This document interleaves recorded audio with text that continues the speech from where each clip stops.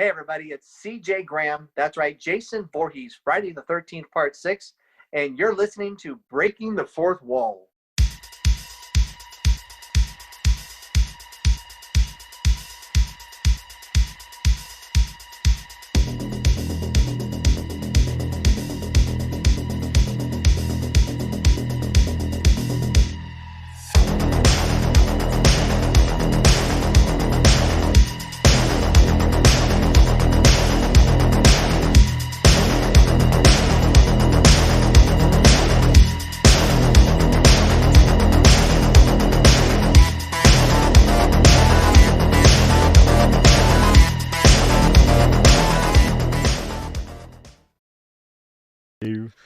What is up, guys? I am back, and with me, I've got some of the same old crew and somebody new. Starting off with the same old crew, she's not old, she's just beautiful. That's Dawn Smith. Thank you. Thank you. I'm finally getting recognized for that. Thank you. And next, strutting down the runway model, you know her, you love her, and Victoria ain't got no more secrets thanks to her, Miss Colin Washburn. Oh, you're so sweet, Stoli. And the man so weird that he names his children dashes and X's and numbers, Miss Serenity Stone. Hello? And to be You always catch me off guard. and to gently ease her into the new show, welcome our new voice and probably the most rational person on the whole entire panel, Miss Melissa. You're going to have to correct me on the last name because I know I'm going to fuck it up. Lycan? Yes, like the werewolf. Oh, I did say it right. Melissa Lycan. Hello, everybody. Yay. Well, I'm not going to waste any more time, guys. We are going to jump right into it. I don't have anything in particular to say except for Gonzo with a Viking beard. In other words, the news. Now it just feels forced in there so you can name the episode title that. Damn it. Was I caught that easily? Loves your beard. Quit trying to force your Gonzo nose in there. There's the title of the episode.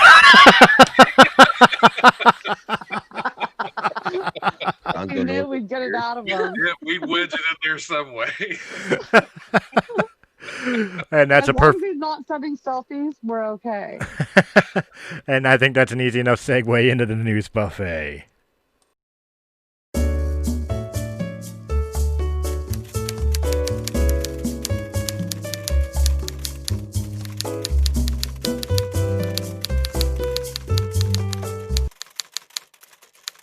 You know you got to share that image now.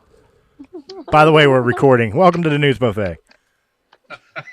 See, there is no easy segue into the news buffet, but we managed to just kind of shock each other into it. So welcome to the news buffet. We're going to roll right into it. We've got a British man who was diagnosed with motor neuron disease in 2003 who broke a Guinness World Record when he took his prototype electric wheelchair to a top speed of 66.826 miles per hour.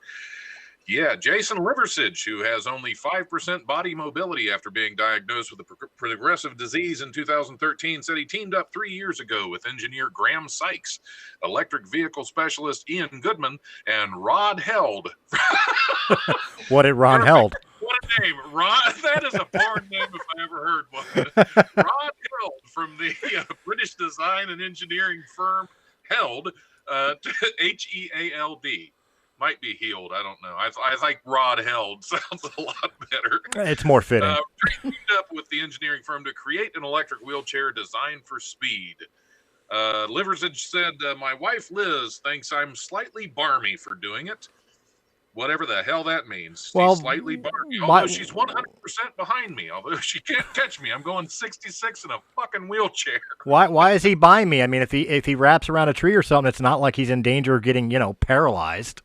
Right, yeah. What's the worst that's going to happen? He has 5% body mobility. That's I can't feel like I do apologize to our physically disabled listeners, but I mean, let's be real here. I mean, what more could he do to himself? Exactly. I think When you only have 5% body mobility, you do have to team up with a guy named Rod Held, though.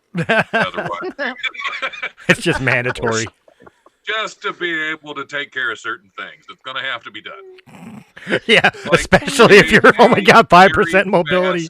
Like create a very fast wheelchair. That's what did you think I was talking Look, about? when your last name is Held and you're hanging out with a handicapped person with only 5% mobility, just be careful when he turns around and say, "Hey, hold on to this for me."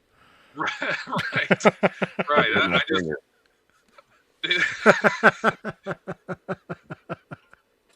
yeah, Rod Held. He's got a brother named Dick, probably a sister named Penis. I don't know. Who names their sister? But then again, with girls' names nowadays, Penis may be better. It's Seymour Butt's cousin. Butt's cousin. That's. Did we talk about Adolf Hitler last week? No, should we? I couldn't remember if we talked about this last week or not, gentlemen.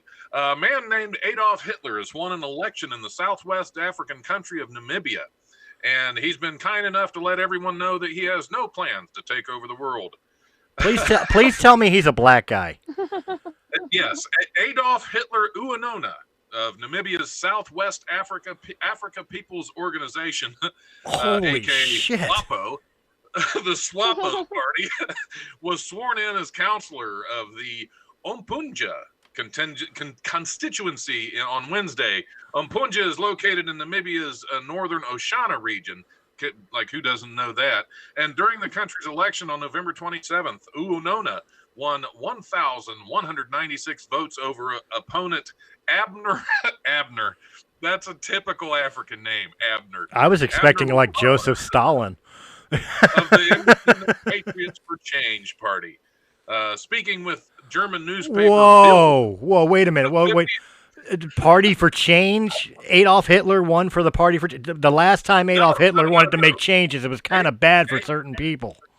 Adolf Hitler was with the SWAPO party. He was with Southwest Africa People's Organization. Oh, okay. I was about to say, that's hitting a little too close to home. It was Abner. Abner was with the Patriots for Change. Little Abner and Adolf Hitler. That's great. They walk into a bar. It sounds like it's set up for a joke. Speaking with German newspaper Bild, the 54-year-old Uanona said that his father had picked the unorthodox name for him and was likely unaware of Adolf Hitler's infamous role in history, because, who's heard? Namibia was also a former German colony from 1884 to 1915, meaning that a name like Adolf would not be uncommon. However, Hitler as a middle name, probably not that regular. Well, I was about to say, being from German descent myself, I could turn around and say that the name Adolf Hitler is not common in any way, shape, or form. You can't tell. Dad's full of shit when he says, "Oh, I didn't know it was." I had no idea who he was. Okay, no, I'm gonna look online. And how many Adolf Hitlers do you think there are? Let's give it a guess here. I know there are a couple. I know there was one that actually lived in Pennsylvania there for a while. There's probably 20 in Denver. And there was some kind of lawsuit because he was trying to name his son Adolf Hitler Jr. What? Wow. This has been several years ago. was the original Hitler a junior? I don't know. It's like they don't talk about that in history. I'm literally only getting 2. Yeah, one of them just won the presidency in Africa. Right. Vice President Abner? Now, like I've little Abner. Yeah. Now, like I've put my own name in like Spotify and found like 7 people with my name. So I mean, my name is more common than Adolf Hitler, and not a whole lot of people have my name. Right. So and then taking into something like Africa, and then to take into something like Africa, especially a black person in Africa, you can't tell me Dad didn't know about fucking Adolf Hitler. There was reasoning behind that. Oh yeah, there's something going on there. Just days after a large phallus structure mysteriously disappeared from a Bavarian mountainside. I believe we talked about this last week. Yeah, the Viagra wore off. Yeah, where it disappeared. Well, just days after a large phallus structure mysteriously disappeared from a Bavarian mountainside, a similar wooden carving has appeared in its place. German news agency DPA. That's a bad place. That's a bad newspaper to report on this particular thing, and I don't even know why. The saga began several years ago when a 2-meter tall sculpture appeared on the 5,702 foot high Grunten Mountain in southern Germany. It quickly became a selfie magnet for hikers, because who doesn't want their picture taken with a 7-foot penis? And was featured on Google Maps, where it was described as a cultural monument. Perfect. Well, the sculpture topped over several weeks ago, only to be erected again. Last weekend, it vanished entirely. And just give it a couple hours and some vitamin E. It'll stand up again. Yep, last weekend it vanished entirely with only a pile of sawdust left. What'd you stop? Sorry, my computer's being really stupid today. Anyway. I thought he was talking about us. Last weekend it vanished entirely with only a pile of sawdust left behind, even as local police probe the disappearance. Man, their word choice is just wonderful. The tale took a further twist Thursday with a discovery that a new, slightly larger carving of a male genitalia had appeared at the site, propped up with wooden beams, because it couldn't quite make it up by itself either. Please tell me the beams were shaped in like veiny, like veiny beams. No, that they should have been like they were shaped like fingers, and it was another project by Rod Held. Now see if it wasn't beams, I would have more seen like I'm sorry for the ladies listening, I would have set it up as like ejaculation, so that way it kind of looks like a melted candle holding it up. The visuals again with the visuals. Okay. Well, I guess you could have nailed it to the stump that was already there, but there's something about that doesn't feel right. It's the John Wayne Bobbitt Memorial. Is this in the States? Is this in Canada? Where is this? This is in Germany. And They basically leave it to the Germans. The original one fell down. They put it back up, and then it disappeared altogether with just a pile of sawdust, and I'm assuming a stump. And now there's a new one. Because every now and then you got to get a new one. And I'm hoping that the beams are just temporary until it can stand on its own. There is some female in Germany with an OnlyFans page that is shoving that in her right now. And I'm going to share this. I'm going to share this screen with you like guys splinters. just because the boulders add so much to it. Oh wait, he's showing it. Whoa. Holy shit! I won you. Oh wow! Uncle Rick. A large my German gosh. phallic symbol. Yep. I am no longer bragging about myself. What the fuck? Although it's kind of funny with the beams holding it up. You got the head on it, you got the beams holding it up, and then the way the balls are set in the front, it kind of looks like a Muppet with the big like clown shoes feet. Looks like he's snowshoeing. It's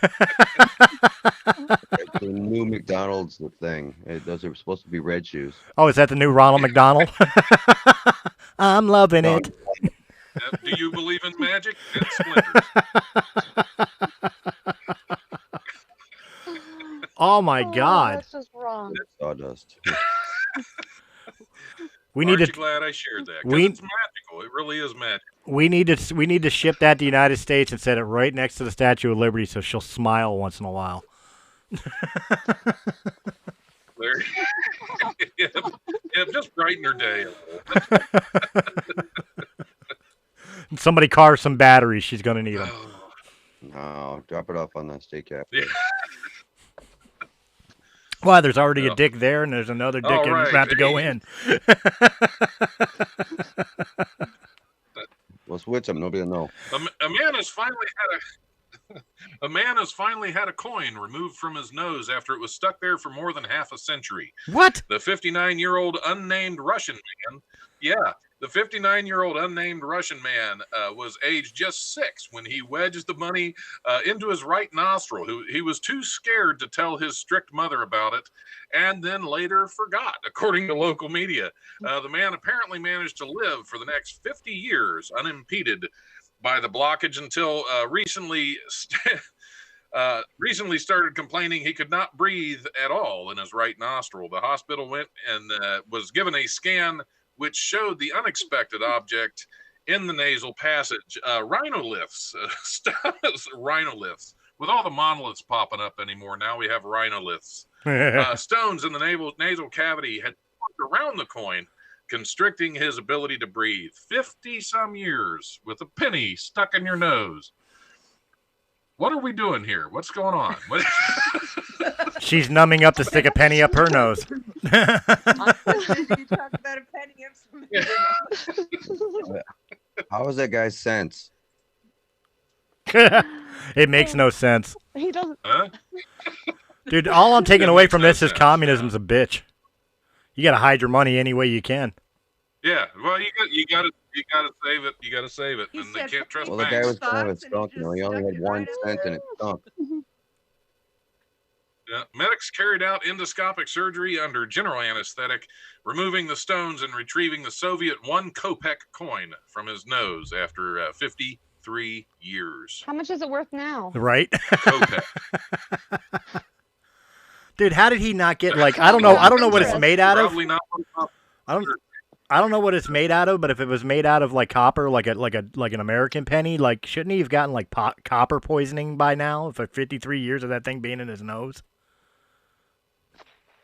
Well, you smoke I don't know. out of You it. want to see a picture of it? If you smoke out of copper, it'll give you a lock. So what is it, got lock nose? Nah. You know the inside of his nose at least turned green. Yeah. Ugh. Oh, look at that.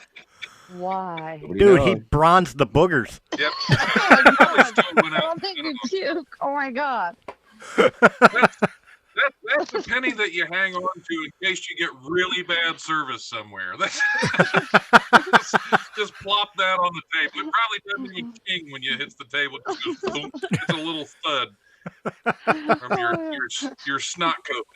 My nostrils are not big enough for that thing. Well, Wow. I'm sure that picture was the actual size. So. That's a big Kopeck. Yeah. It's still on the screen is what's wrong here. Okay. That like- is not where you put an IED. Well, I ended the sharing of it. So if you still have it on yours, you must have looked it up on your own. I swear to you, Since the I'll prove COVID-19 it. That's okay. Since the COVID-19 outbreak, French care home resident Colette Dupas' contact with her daughters has been limited to talking via video call or through a window. Now the 97-year-old has been able to feel their touch thanks to an inflatable tunnel and 2 plastic sleeves. The quote hug bubble allows care home residents isolated from the outside world to protect from the virus to hold hands and embrace visiting relatives because at all times they are separated by a hermetically sealed plastic film. Dupas ran a bakery in France. By the nursing home until her retirement, her family still runs the business, but she's in a bubble. You know what? I could make fun of Granny in a this. bubble. I could make fun of this. I could pull out some sexual reference to one of this, but I'm gonna go the high road for once in my life and just say that's a cool idea. With everything going on and not being able, Condom so you can hug your loved one. if your loved one is Yeah, but susceptible it's to cool. It's diseases like and a everything, wall of and plastic. yeah, a The wall of gloves that you plastic and could go in.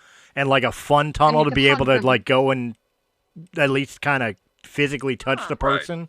I mean, I like I said, there's enough reference there that I can make a joke, really but bad. because of what Yeah, it's you love for, I'm going to go the high road and say this one's actually, I would put this in Colin's corner because it's a little bit more inspirational than dirty. But just because I won't go the I high, agree My with that. grandmother through But still, plastic or not. but just because I went the high road doesn't mean everybody I'm else still has a to. fan of washing my hands. Exactly. That's I know it's rare for me, but I went the high road. order. Yeah, we're gonna get back to normal news now because this feel good stuff ain't for me. Orders for a Brazilian pig feeding robot, which plays classical music while dispensing meals, soared this year as farmers strove to cut costs amid the COVID-19 pandemic. RoboAgro, the privately owned company that sells the robot, said in a statement sent to Reuters on Thursday that orders rose by an average of 400% to 60 units per month. The machine uses linear feeders, allowing the animals, which are divided in pens, to receive the exact amount of feed needed for each meal. As it works, it plays classical music, which the company claims mitigates animal stress. Oh, good God. Moulin, the robot reduces the presence of humans on the pig farms and generates data that helps improve overall herd management. So there you go. You can get a robot to feed your pigs and play classical music. Oh, dear God. I mean, if it makes the scrapple taste better, I'm all for it. I feel like you kids are distracted by the videos and not listening to a fucking thing I'm saying. So hey, that's it for the news buffet today, because we've got videos to look at. So.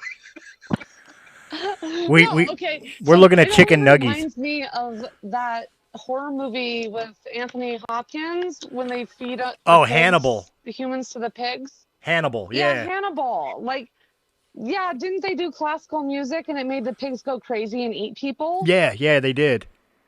They used like, I don't know if I don't know if it was classical, but it was definitely like chamber music, like, high society music, and the pigs would become feral with the music. So that, I remember that. Yeah. But so they're saying that they use it to relax.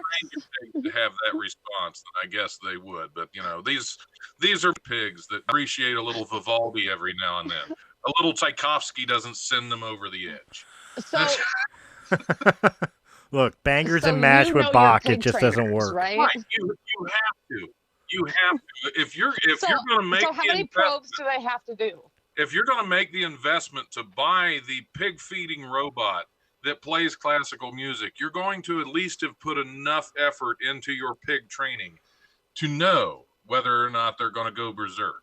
Now you don't want to take a classically trained pig and start blasting out some Metallica. They're going to fuck shit up. But if you have unless it's Wilbur from Charlotte's Web, music, they'll be all right. Right, Wilbur would be fine in this scenario. Because Wilbur hanging out with a spider. You came out all right. Wilbur hanging out with a spider, he was jamming fucking Cradle of Filth.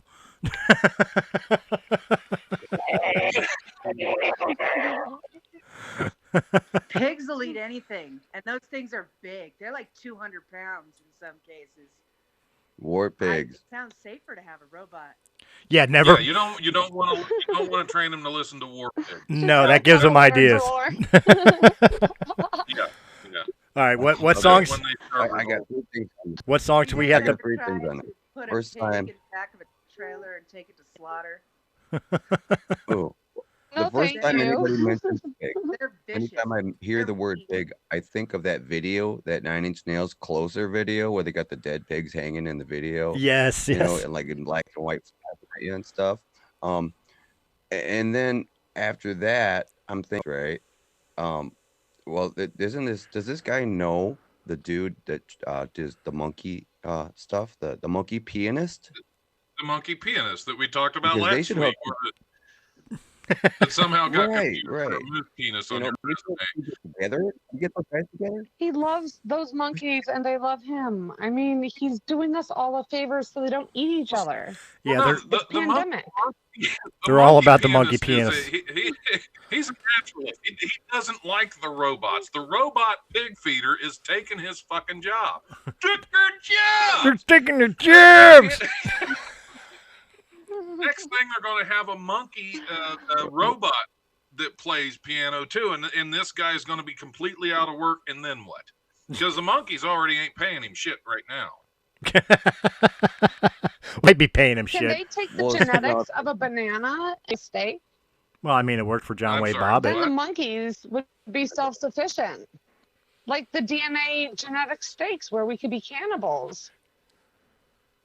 And Dan, can we use it on fruits and vegetables too? You want to make a fake banana. You know you can grow those, right? Well, then they would be self-sufficient. But I mean, they would have a machine to feed them everything, and we wouldn't need anything. Cut the banana tree They could just down. make You'll it. get a harvest from it every year, so it's already self-replicating.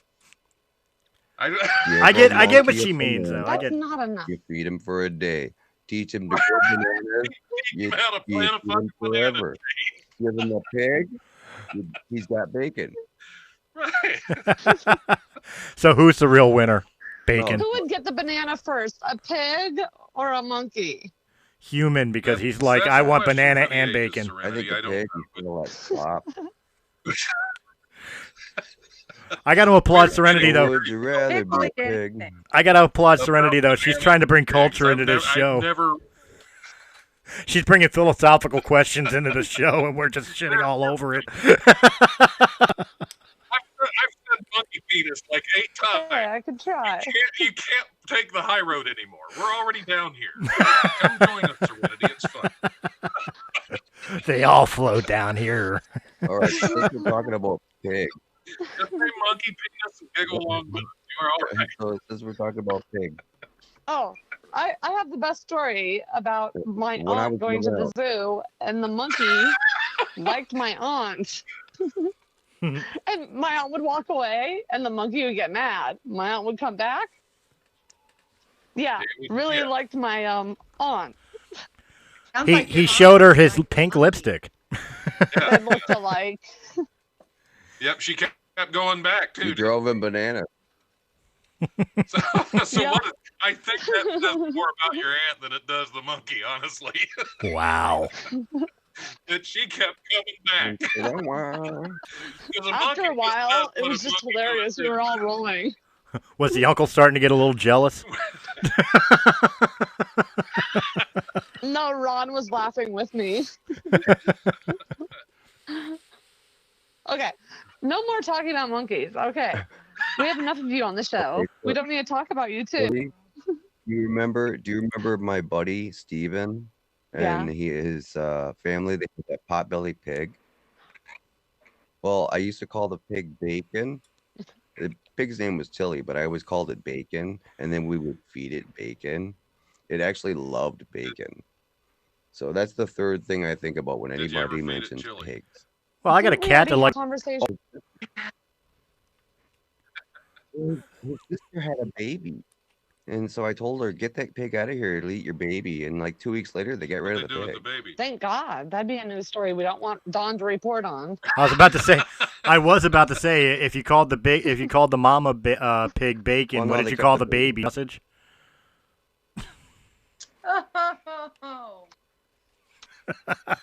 Oh man. I think that's good enough to go into our. Thanks for lending your time here at the buffet. Let's move on. Yeah, absolutely. Let's move on to our sponsor, the Comic Collections of Feasterville, Pennsylvania. Yeah. When we come back with the After Hours, right here on Breaking the Fourth Wall. Hi, this is Dave from the Comic Collection, the ultimate comic store here in Feasterville, Pennsylvania, which is a suburb of Northeast Philadelphia. Come and see all of the great stuff we have here at the Comic Collection, including action figures, vinyl, CDs, Dungeons and Dragons, Magic the Gathering, Pokemon, back issues, action figures, old action figures as well, statues, and of course, let's not forget comic books. Come visit us at the Comic Collection at 83 Bustleton Pike, Feasterville, PA 19053, right next to Northeast Philadelphia. Come visit us. We'll look forward, and yes, we are open during this pandemic thing. She's singing a song. Absolutely. It's a Katy Perry song, and then We Are the Champions. When I would bring in a Okay, guest co-host on the check that show, out I when would we get always off start recording, and I wouldn't let them know I was recording, because that way you catch them saying some really stupid shit, and then you can look at them and say, "I'm recording, by the way." Which I wouldn't even do that. I'd be like on break or something, and I'd Right? start recording, and once they started saying stupid stuff, then I would go back to the intro without even telling them. Which, by the way, welcome to the after Just hours section fun of. that I got to have. Welcome to the after hours section of Breaking the Fourth Perfect. Wall. As soon as you said you should be recording, I hit record. Oh, excuse me. Exactly. Otis talking back now. So, has everybody caught up on Mandalorian?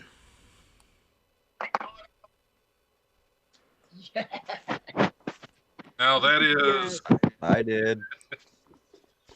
I want to make sure Yes, before I we did. talk. I am up to date on my Mandalorian. I want to make sure before we talk about it, because I want to hear about, oh, you spoiled it.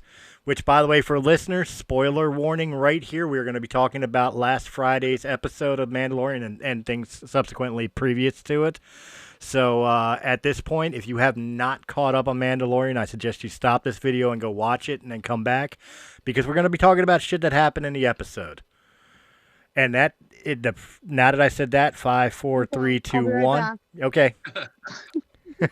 Now that I said that, I'm going to say it right now. For 43 years, I have been a Star Wars fan. I have loved the franchise since birth. I've watched all the original movies, all the prequels, all the sequels, all the spin-offs, all the TV shows. Yes, I even own a copy of The Hustle. Throughout all 43 years, I thought Boba Fett was the most overrated bullshit character in the franchise. He had 5 lines in the whole entire original trilogy, and one of them was, ah! He was a joke to me. My opinion has changed.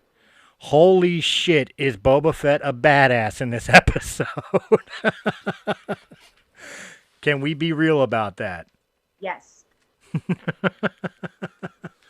Yep. He is so awesome. I mean, awesome badass. Well, doing some of the research into the background, I was getting really confused between Jango and Boba Fett, right? Mhm. Because Jango Fett had his head cut off. Right. Right.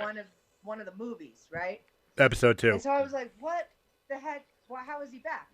So Boba Fett got eaten by that giant sand monster The Sarlacc. in episode 5, right? Otherwise known as the toothy butthole. With Chewbacca. Yeah, Return of the Jedi. Yeah, the Sarlacc. The Sarlacc.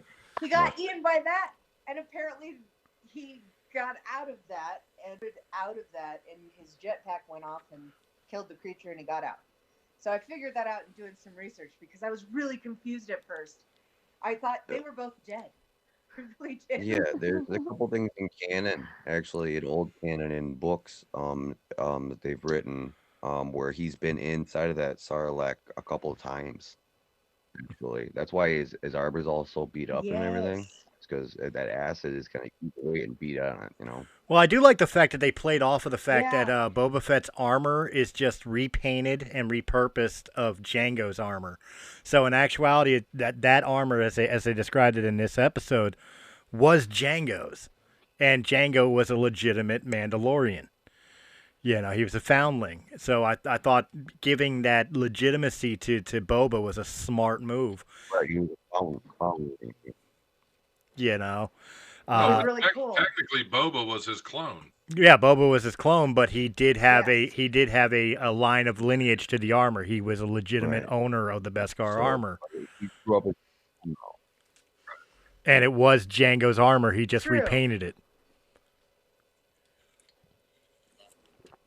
right, and the original armor that he got out of the and the clone Jango ship praised as his episode, right? Well, yeah, in episode 2, Because he went Jango's down armor on was his silver ship and blue. and last thing he saved out of there, besides the spear. Yeah. Which is kind of creepy when you think about it, bad. because Jango died in that Coliseum with his head chopped off by Mace Windu. Young clone Boba was sitting there stripping his dad's body of the armor to be able to paint it and make it his own when he grew up. That's a disturbing image in its own right. But I mean, you know, This is not right. there was a lot of things. The last 2 episodes of The Mandalorian have been he's absolutely spectacular. Mandalorian by right, Mm-hmm. Maybe not necessarily by birth, since he was a clone, but by right, he is the successor to Jango, and Jango was a legitimate, recognized Mandalorian. He just wasn't Death Watch like the Mandalorian himself is. The old school Mandalorians that don't believe in taking off their helmets and stuff like that. But no, the last 2 episodes of The Mandalorian have been absolutely breathtakingly beautiful. Anybody who said Disney destroyed Star Wars needs to pay attention, because this has been some of the best Star Wars that we've seen in quite a long time. And my hat goes off to Dave Filoni and Jon Favreau, because they're the ones who are saving this franchise. With the live action Ahsoka and all the shit that happened in the last episode, and then this episode with bringing in the Dark Troopers from the, I believe they came from Star Wars Force Unleashed 2, the video game. I think it's where they were first seen, which obviously is not canon, but now they've canonized them. Of course, Grogu, Baby Yoda, is just the scene stealer. And I mean. Always. And I mean, with taking Boba Fett and Slave One, I'm so happy that Slave One is still connected to Boba Fett. Oh yeah, and the way they to use the Force is awesome. Oh man, they just. I love that scene in the detention center after they captured Grogu, and what's his face? The Moth is coming in, and as soon as they open, they crushed Mando's pride. Well, no, not just that. When the Moth was going in to see Baby Yoda after they captured him in the detention center, and when they open the door, you see Baby Yoda just throwing stormtroopers everywhere, using the Force and just tossing them all over the place. It's like, dude's a badass. So what do you? Yeah, like that ragdolls or something. What do you guys think overall of the show so far, and the show quality? Baby Yoda's just chucking them like sacked potatoes. I love it. It's reinvigorating the Star Wars franchise. That's for certain. I feel like I was a little bit disappointed with episode 1, 2, and 3 in the film franchise, and all of the new work that Disney's done has it's reignited my passion for it. So I've been really happy with The Mandalorian. We cannot wait to get home on Friday nights to watch it. So I'm pretty impressed with all of the episodes. I think all of them have been wonderful. They really have. The style is cool. I like how they combined the Clone Wars and the characters from the cartoon into the real episode last week. Yeah, so with Ahsoka. I really thought that was cool. Well, that was some of the things I was trying to stay spoiler-free on with the last week's episode, where I said, they gave Baby Yoda his name, which was Grogu. Ahsoka rocks. Ahsoka, the first cartoon we saw come live action, which Rosario Dawson was absolutely a perfect cast for Ahsoka Tano. First ever in the franchise, we got to see in live action, we got to see a white bladed lightsaber. 2 of them, actually. Oh yeah. You see that girl's moon? Oh yeah, Yeah. I want one. And now we also Beskar armor. See the black bladed lightsaber. True. Right, which is from them being healed. And then of course Ahsoka's a healer. Of course, one of the ultimate badass things, we now know that Mandalorian Beskar armor can deflect lightsaber blades. Because otherwise Mando would be chopped up from Ahsoka. So, I mean, there was some shit that we got out of that episode. And in this episode, like I said, we got the Jedi Temple and Grogu being able to phone the other Jedis. Whether they can hear it or not, we don't know. And last episode, too, we got mention of another character that we've been waiting to come to live-action canon. We got Thrawn, Grand Admiral Thrawn. So that's going to be interesting, who they bring Thrawn to the franchise. And with Thrawn coming, does that mean the Jedi that will hear Grogu's call will be Ezra Bridger from Star Wars Rebels?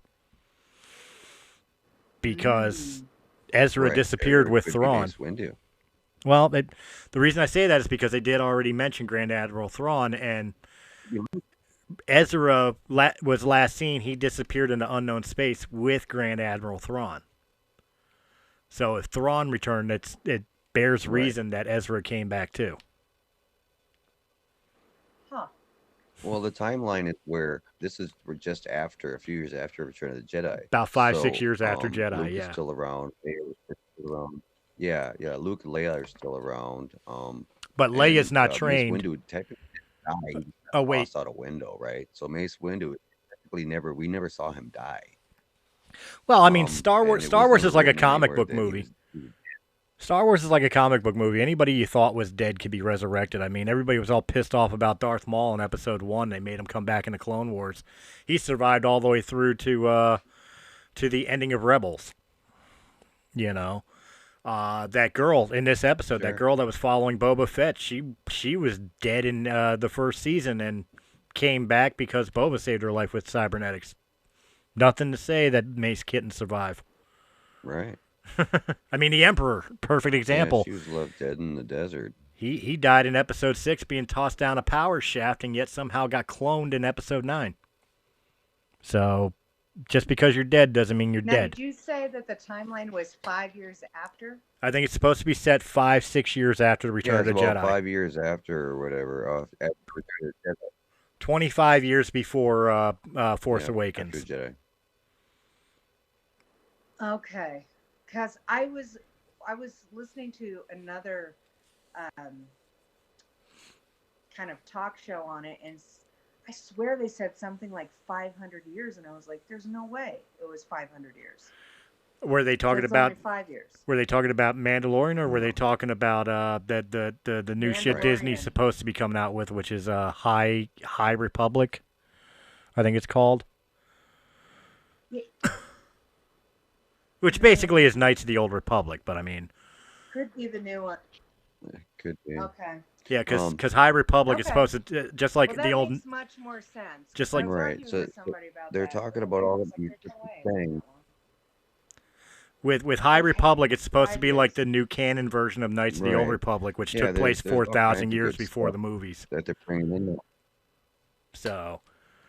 Yeah, they may have been talking about that, but no, Mandalorian's supposed to be 5 years after Return of the Jedi, so it's 5 years after the second Death Star was blown up and the Emperor was presumed dead. That makes more sense. So that's why it's so surprising in this episode where they brought Ahsoka in it. Ahsoka's mainly been portrayed a lot in Rebels, so they could bring forth any of her buddies. Well, she was in the Clone Wars. Bring forth any of her buddies that she communicated with and dealt with in Rebels, and bring it into this. Well, you already have the actor. You already have the actor. So many different characters there now, so it kind of opens up a whole different can of worms. Well, you already have the actor who did Jango Fett, revoiced Boba Fett in the original trilogy, and did Williams. I forget his name, but I mean, he could easily play one of the surviving clones, like Captain Rex from Clone Wars and Rebels. He could actually appear as Rex at some point, or any of the other subsequent clones that survived. So I mean, yeah, there's plenty of opportunity to bring in other ones, and like I said, we know Ezra's not dead. Ahsoka's searching for Ezra. And so was Bo-Katan, at least at the end of Rebels. And again, with them mentioning that Grand Admiral Thrawn is back, that just stands to reason that Ezra's back somewhere too. So we're going to see a live-action Ezra. But the question remains is who's going to be the one to answer the call? Is it going to be Ezra Bridger? Is it going to be Walker? A lot of people are clamoring for Sebastian Stan, the guy who played the Winter Soldier in the Captain America movies, to play the younger Luke Skywalker, which would be a perfect fix. He looks like Luke back in Empire days. Or is it going to be somebody we're not excited to answer the call for Grogu? I'll start off by saying I hope it's not Luke, not because I don't want Sebastian Stan or Luke on The Mandalorian. I absolutely do. But if Luke takes Grogu to train him, it means Grogu died when Kylo Ren destroyed that temple. I don't want that.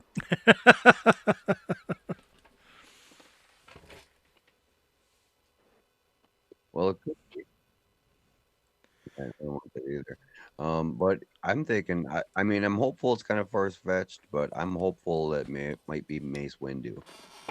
Just because I know he's out there still. I mean, he got knocked out a window from Palpatine and lost a hand. But Luke lost a hand. Everybody in Star Wars has lost a hand. What he do? He just got tossed out a window. Not everybody. So I'm hopeful he would come back. Not But anybody. Ray. I'm excited because I think that you're onto something. I think that it could be Luke though, because the one guy, like you're saying, he does look just like Luke. Yeah, I mean, I would love to see. I would love to. I'm picturing the crush I had on Luke when I was a little girl. He's pretty hot. She had a thing for whiny guys. But I was going to Tashi's station to pick up some power converters.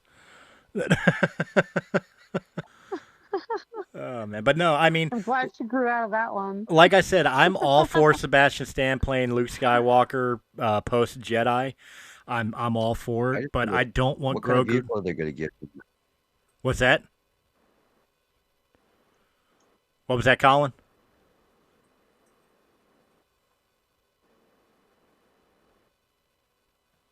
I don't want him to separate. I want him to get the kid back, because I don't think he needs to be where he's at right now. Well, I think and it's cool though that that Fett is going to help him. He's like bound now. I think you're onto something there too. I think a Jedi has to answer, leave the call unanswered. But whether Jedi is to be trained or not, I think the end of it is going to be that Grogu's going to choose to be a Jedi and a Mandalorian, because he doesn't want to leave Mando. They've got that connection. They've got that relationship. So Grogu will be a Yoda species Mandalorian who uses the Force. Which, in its own. What about this? What if the Mandalorian gets identified as an unknown Jedi? With his luck, it could possibly be. They could lean that way. He doesn't identify as anything. Is that okay? In the Star Wars universe, no. If he's got a midichlorian account, he's going to get trained. I'm going to say it like I've said. I'm going to say it like I've said it for the years that I've been. As a Tatooine. I'm going to say it as I've said it for so many years. There's no such thing as a gray Jedi. There are no good guy Jedis who use the dark side of the Force. It does not exist. It will not exist. It defeats the purpose. They have to identify as one or the other. Mace Windu's got a purple lightsaber. He dabbles in the dark, but he's still a light side Jedi. A Jedi Knight, a guy who right, but a Jedi Knight, a guy who deals with the light side of the Force is not going to use Force lightning for example. It's just not going to happen. That is a dark side power. You can't have both. Well, we have. Right, but we did see Yoda absorb it. We did see Yoda absorb it, and he absorbed it. Sure. Was it Attack of the Clones? The only light side person we've ever seen technically use Force lightning was Rey, but that could be explained off on the fact that Rey was Palpatine's granddaughter. So, and who was most famous for using Force lightning? The epitome of evil. Yeah. Oh, yeah. So I mean, overall, nice. Dark and light exists in everybody. It does, but the thing is that the Jedi. Not if you're a Jedi. No, a Jedi recognizes that there's light and dark in everybody. The thing is that the Jedi train and take precautions to not use or allow those dark urges to be released. That's why they don't believe in attachment. That's why they don't believe in emotional reactions. They train themselves to not allow that darker side to ever overtake. That was the whole purpose of the Jedi training. You can't truly reach the light. Yeah, you can't have light without shadow. To love, you cannot truly reach the ultimate pinnacle of the Force either. That's why the Jedi fell. That's what destroyed the Jedi in the original trilogy. That was the story, is because they were so detached. They couldn't save themselves when the dark side infiltrated and took over. So that was the main story behind it. So I have a question. Yes. Okay. Wait. This is very important. Okay. So just in life in general, wouldn't it be easier if you were kind of evil to turn full evil than it would be to be kind of good and turn full good? I would like it kind of like if you're kind of you don't know which one you're gonna be, you would fall to the it's easier to be bad. No, I would agree with you. I think it's easier to fall. I think it's easier to If you're a fall Jedi. from grace.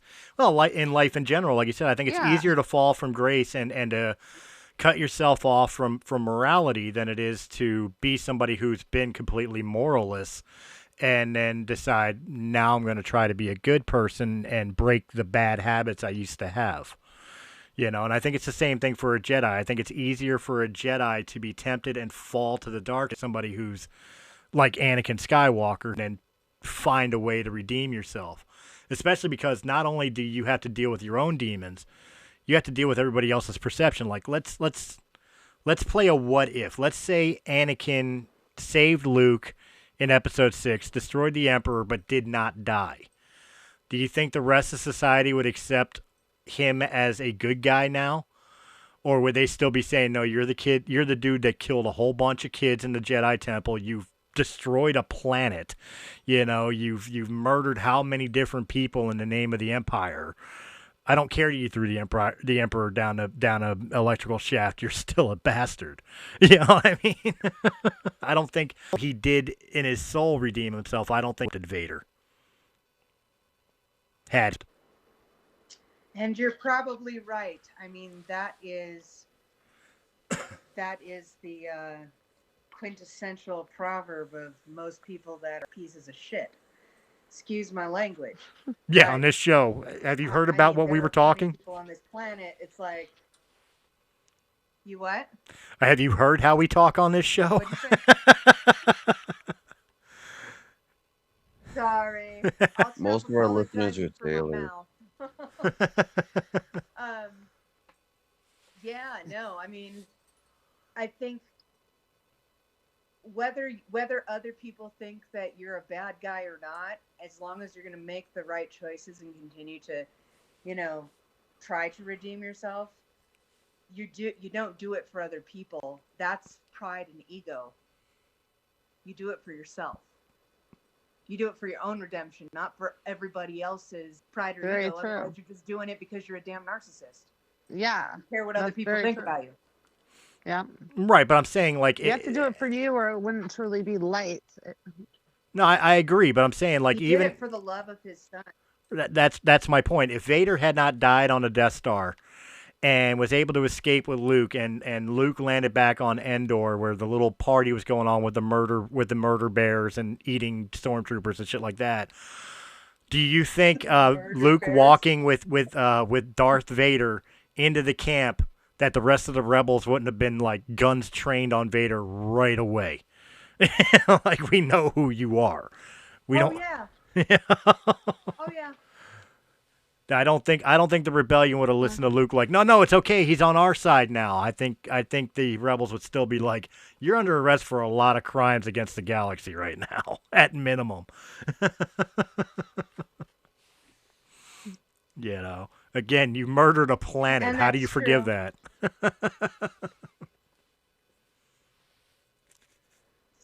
Yeah. Not easily. Somebody should make one of them joking. I think it would take that 500,000 years or something that Melissa was talking about. Right. And make a video of them guys. Like, I want to know how to play that game where they got all the little critters on the table that the Wookiee's always playing.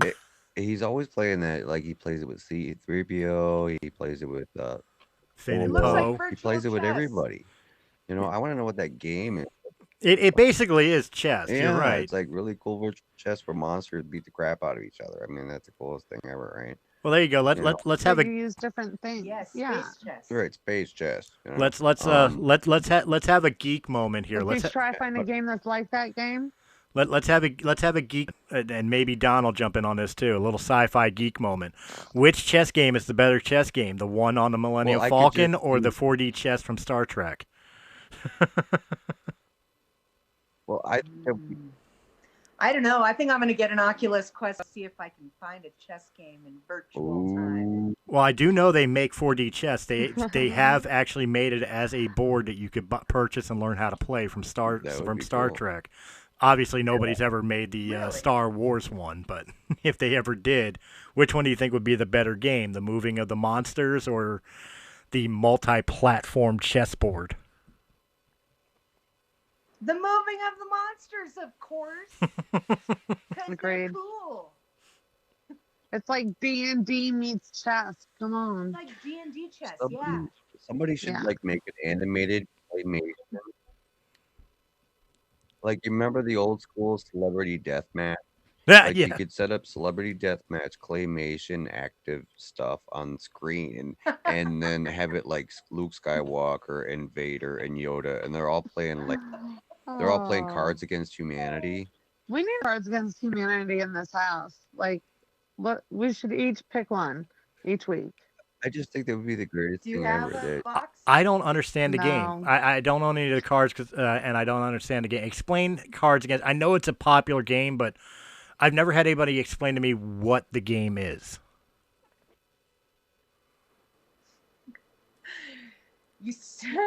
So Cards Against Humanity, the most crass thing you can come up with.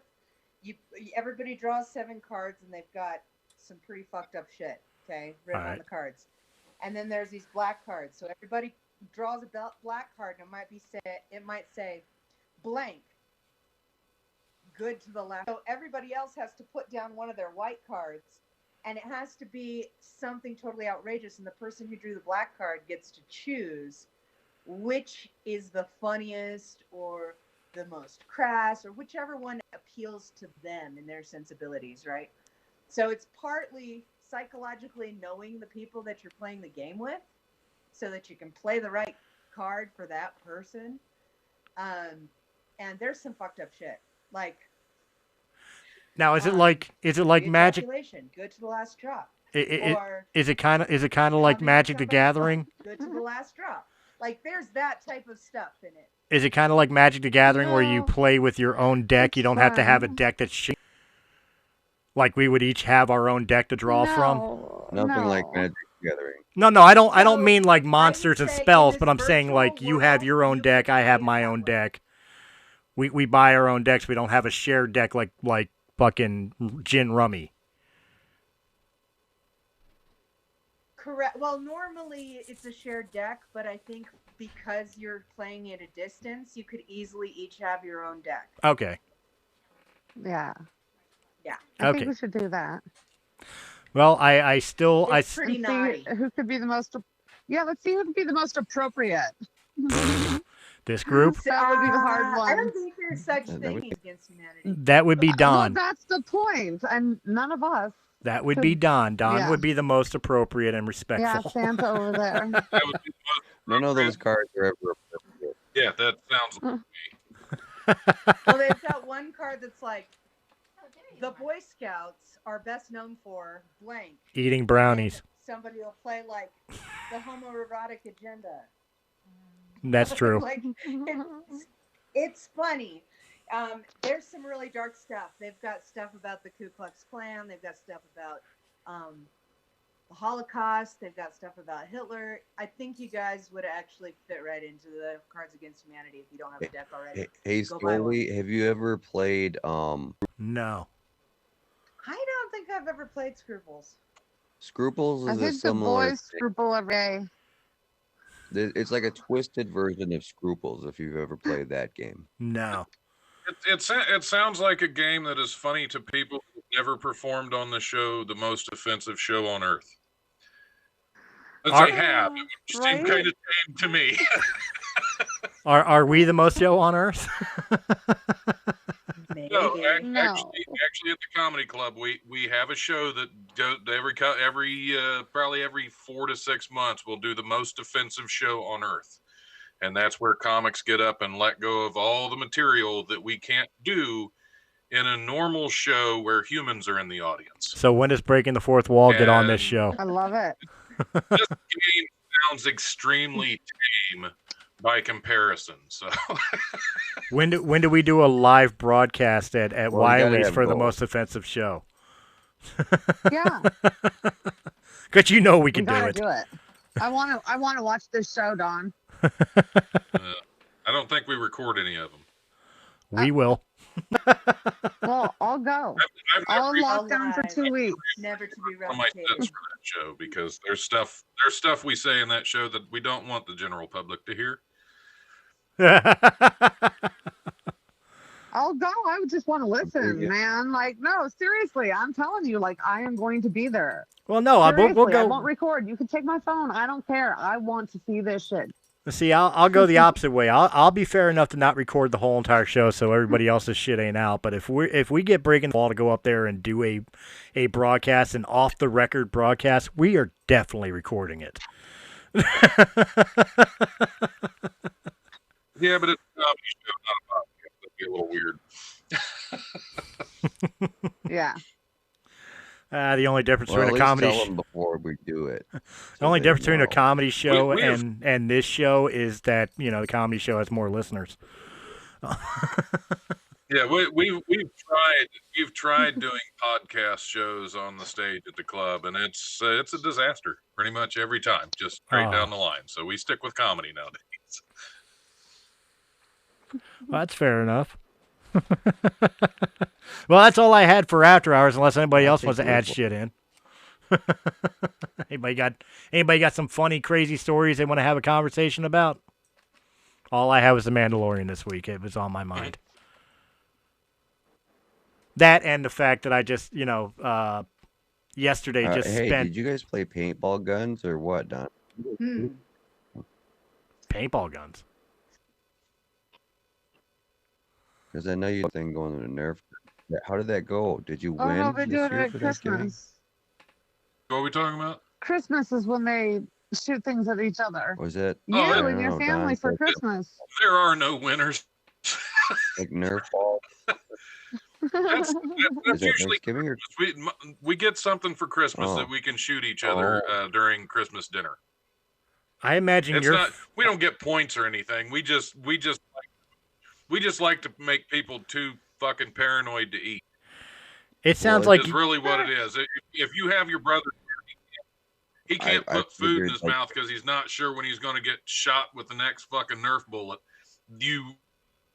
I mean, that's the only way you win, is to make the rest of them so paranoid that they can't enter. I imagine dinner at Don's house on Christmas is like you have to put a blindfold on when you grab your plate, and as you're walking down the buffet picking up all your food and everything, you got to watch out for mouse traps on the floor that are purposely placed for you to step on. Like, I imagine it's like an obstacle course to even get to the dinner table. You never know. You never know what you're walking into. That's for sure. You never know.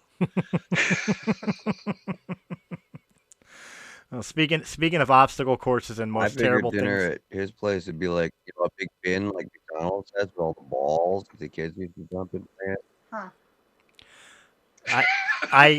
yesterday I just had to spend Everything went loud, then quiet.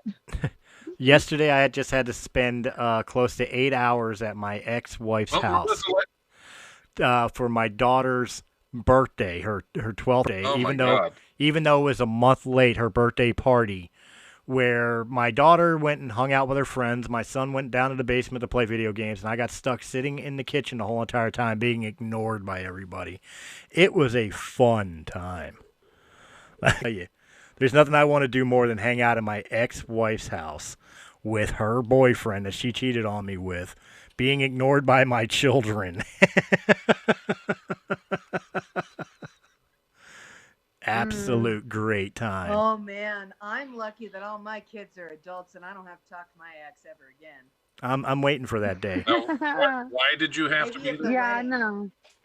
Because my daughter, that's the Why stupid thing. did you have to be there, Chris? It's There's Donna's not a bar. birthday. Because my daughter asked me to be there, and I barely got a hello from her. But Dad, you got to be there. Daddy, you got to Did you come. Give her like a fake PlayStation 5. No, I gave her the unofficial spell book from Well, Harry for the daughter, Potter then. You just- because she's into Harry Potter, so I got her that and like How old is your daughter? 12. Okay, she's old enough. You can sit down and explain what a divorce is. My kids no, know. Honey, that's the thing. I fucking don't. Well, see, that's the thing. Like my kids do know that mommy and daddy aren't together anymore, but they don't necessarily know why. Like my oldest son, he knows. He's 24. He knows. But my kids, I mean, they were 1 and 3 when she and I got divorced. I can't tell them it's because mom's a fucking ring rat hoe beast, because I don't want them to hate their mother. You don't have to go into that much detail. No. But you can stop beating yourself up and leave after stories, an hour. Well, I'm not beating myself up. I was there for my daughter. It's just next time. The reason I sat there for 8 hours. Well, next time you just tell the daughter, okay, that was the last holiday. Well, make her come to your house. Well, no. See, that's the thing. Next time, make her feel awkward. Next time, show up in shorts and flip flops with a fucker zipper mask on, and just sit there. Don't fucking say anything to him. Just sit there at the dinner table. Every now and then, unzip the mouth slot, eat a piece of food, zip it back up, and chew. Well, I got to take the dick out of my mouth, right? Yeah. Hey, whatever you got in your mouth is fine. If you have to do that first, then I mean that's taking it a step further than I would. But well, the truth, we all have our own tricks we use around the X. Well, the truth be told, I was there, and the reason I was there, besides my daughter asking me to be there, the reason I was there is I want to have ammunition, as sad as it sounds to say that way.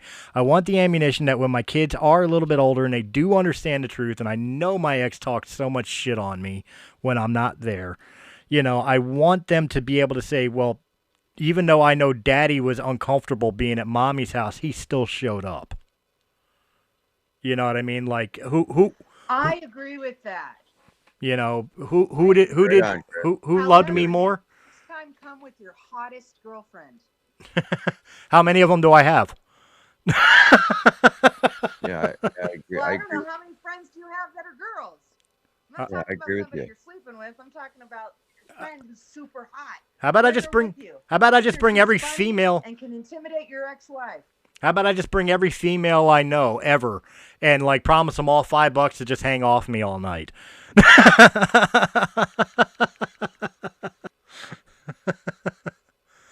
Look, I'll spring for the $1 menu at McDonald's. Slag. Oh, that's terrible. Just pretend you tolerate me for a couple Hot hours. woman's not going to eat McDonald's. It's what I can afford. Again, I'm divorced with children. Have to speak English? Did they have to speak? No. For this, I'll hire illegals. They don't have to speak English? No. For this, I'll hire illegals. All right. We're getting somewhere.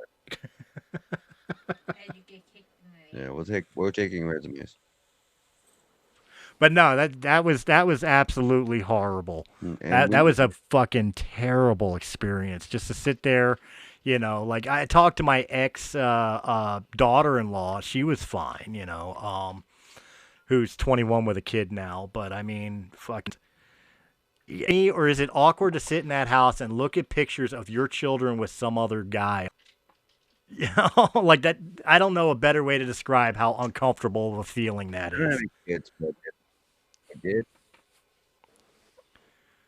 Yeah, I would agree with you that I wouldn't be very comfortable seeing pictures like that, and I've got to stand here and smile. Serenity, if I saw your lips moving. If you were talking, your mic's not on. Hopefully. I don't know. My mic's on. Yeah. Yeah, I muted it. Sorry. I saw her lips moving. I got divorced 17 years ago. And we learned that we go back and No, forth. I was saying that's all. What's the next? Yeah. No, I just think that you're strong, and that's awesome that you did that, and you did that for your kid, and I'm proud of you. But that totally not that they wouldn't even try to make it less uncomfortable. I mean, your daughter is old enough now to see that you're uncomfortable. Mm-hmm. So it's just a situation that sucks that you were in, and you're super strong. Well, I mean, the biggest thing. Everybody's got those awkward points what they got to do with family. Thanksgivings, Christmases, and shit. I mean, what's the funniest thing you ever come across at some family gathering you had to deal with? My aunt's fucking vibrator being left out in the dining room. Well, you don't like your family, probably. No, I don't like my family, but that is the God's honest. Left Snap.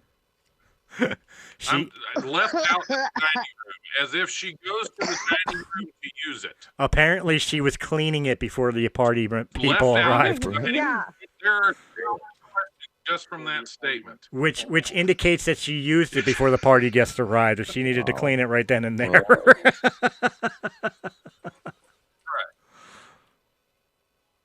Or the smell is too pungent for it to be in the house. True. I just hope she's not like mixing the cake batter with it. Maybe that's off. Yeah, that batter was a little fishy. Only bite marks on it. Sometimes you just forget to get your vibrator out of the dishwasher, I guess. She uses Cascade so it doesn't have any fucking spots. Nobody ordered soap for those things. So no, this one time we were out camping, right? And there's this place, this lake where everybody goes and camps. It's about maybe half hour out of our town here, and you get there, and they got the camper set up, and my family's there. We got out of state family from Omaha coming to visit, so I got cousins and aunts and uncles hanging out and stuff. And I decided it's late night, it's like 1 o'clock in the morning, and everybody's hanging out by the fire. I go to jump in the water in the lake, and I didn't have a suit or nothing. I just jumped in naked, you know. I come back. Oh no, my cousins and my aunt decided to steal my clothes. So there I am, butt ass naked. Nothing. I'm naked as Jaybird. I got nothing to wear. But I found the life jacket from the canoe.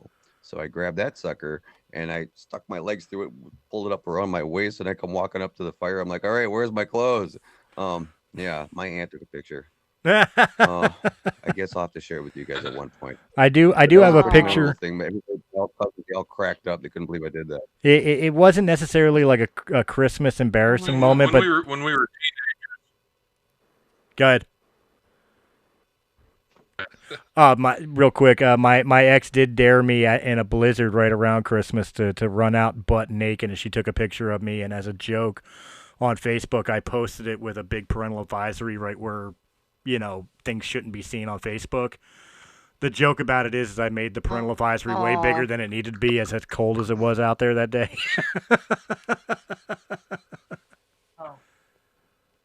Yeah. I had one that was really fun.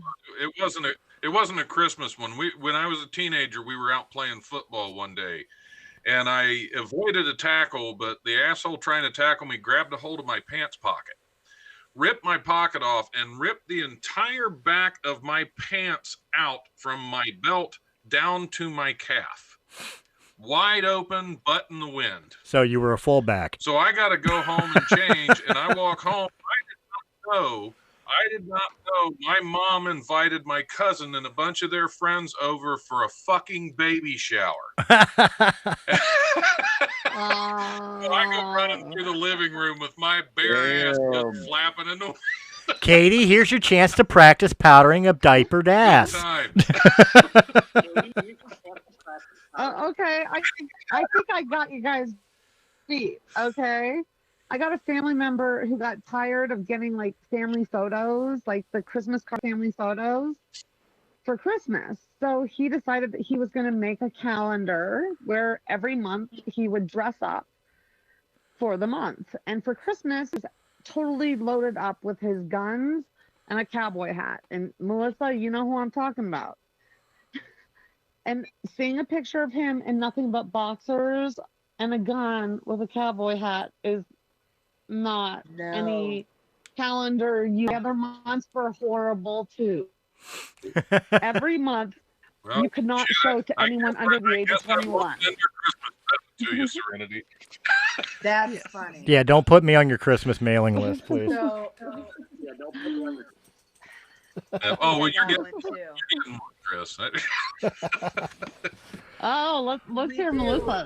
I would display it proudly. I've got my Santa pajamas. Yeah.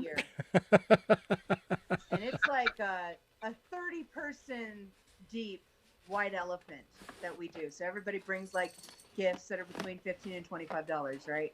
Wrap them all up, draw numbers. So this one year, everybody's getting alcohol, bottles of wine. I'm like, oh, that sounds great. So I get stuck. I open up this package, and it's 2 Nerf guns and 2 thongs, his and hers thongs. Okay, men and women thongs. Kinky. So I would put them on backwards. We're sitting around. My mom's there. My grandpa's there. Everybody's there. They're like, "Oh my gosh, you guys better those cards." And it's pretty funny because my parents are very conservative. Let's say they're very conservative. So that was pretty funny. That's an interesting experience that I had. I've never been exposed though. It wasn't. You guys are lucky. It wasn't.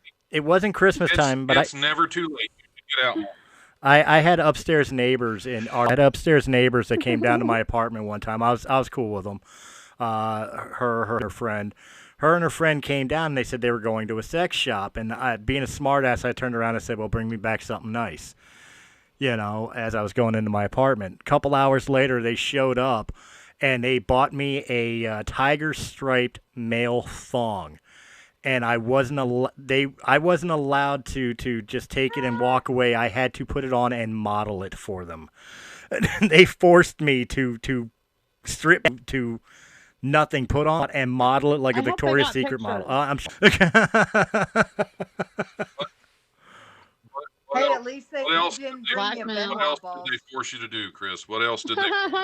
This is a family show. We're all friends here. You can. Force is a strong word here. No, seriously, they wouldn't leave until I did it. I do think that.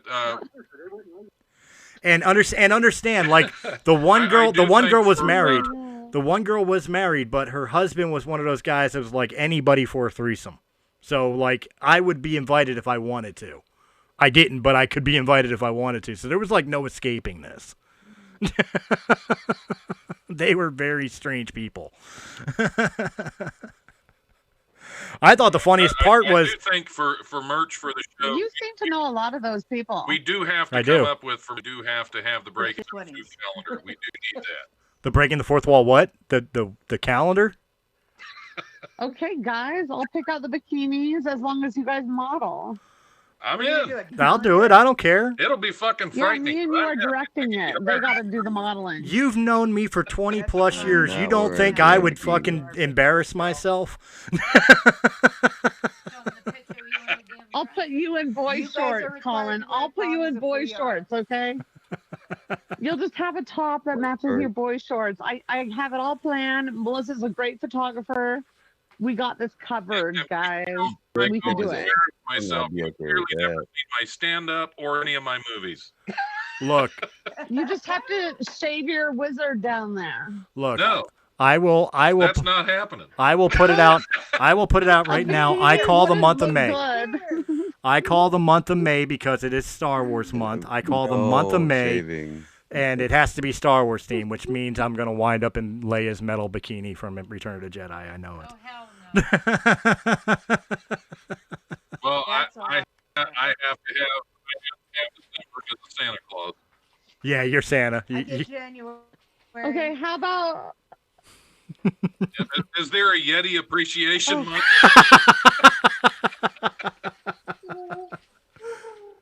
I don't want I can do the November. Star Wars too as Chewbacca, you know. Who gets I just wear the I just wear the belt. Oh no, there is a Wookiee holiday. Hey Chris, Dawn isn't there a looks exactly Chewbacca like day him. for a Wookiee holiday? There should be, but I don't think there is. November. Oh, that was perfect. Yep. It's been no shave November Yeah, for Wookiee. 3.5 years now for me. Oh man. I think we're gonna make this happen. I think by Christmas next year, Breaking the Fourth Wall will release a calendar. We'll get the girls involved somehow. We got to get our male listeners to want to actually buy the calendar. So we got to have at least 1 or 2 months with you girls in it. But I mean, fuck do it. I don't care.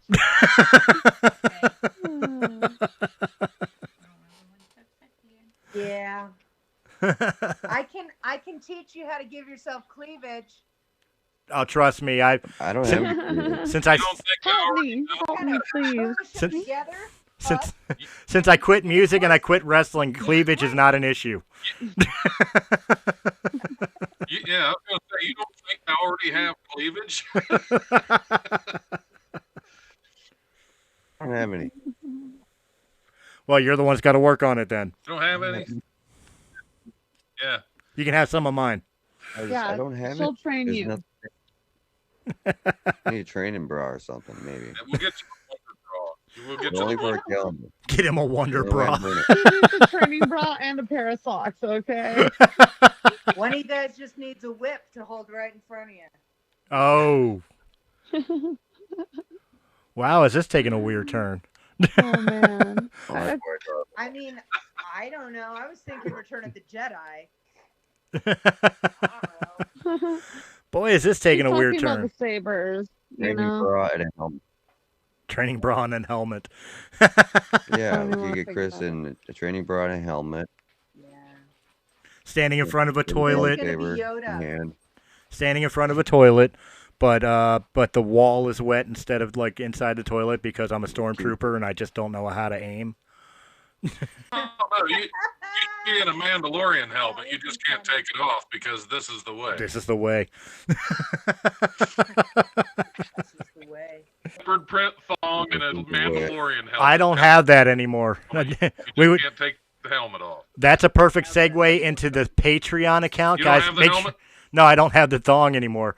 Guys, go to our Patreon account and become a Patreon supporter so I can get a new leopard print thong.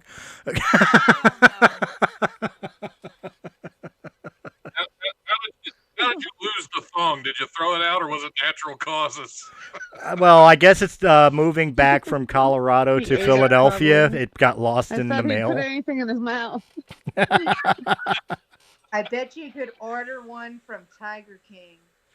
I'm the only person on the planet they that have to see never extra. watched Tiger I thought he King. borrowed it. I thought he just borrowed it from Mike. From Mike? I've never Blind seen it, but I've watched some Oh, things about fuck! Yeah, you can't Oh. borrow anything. Oh, I'm a terrible person. I was borrow supposed to anything. bring Mike on the show this week. Yeah, you. He was supposed to rebuttal what we did to him last week. Oh, shit, I forgot.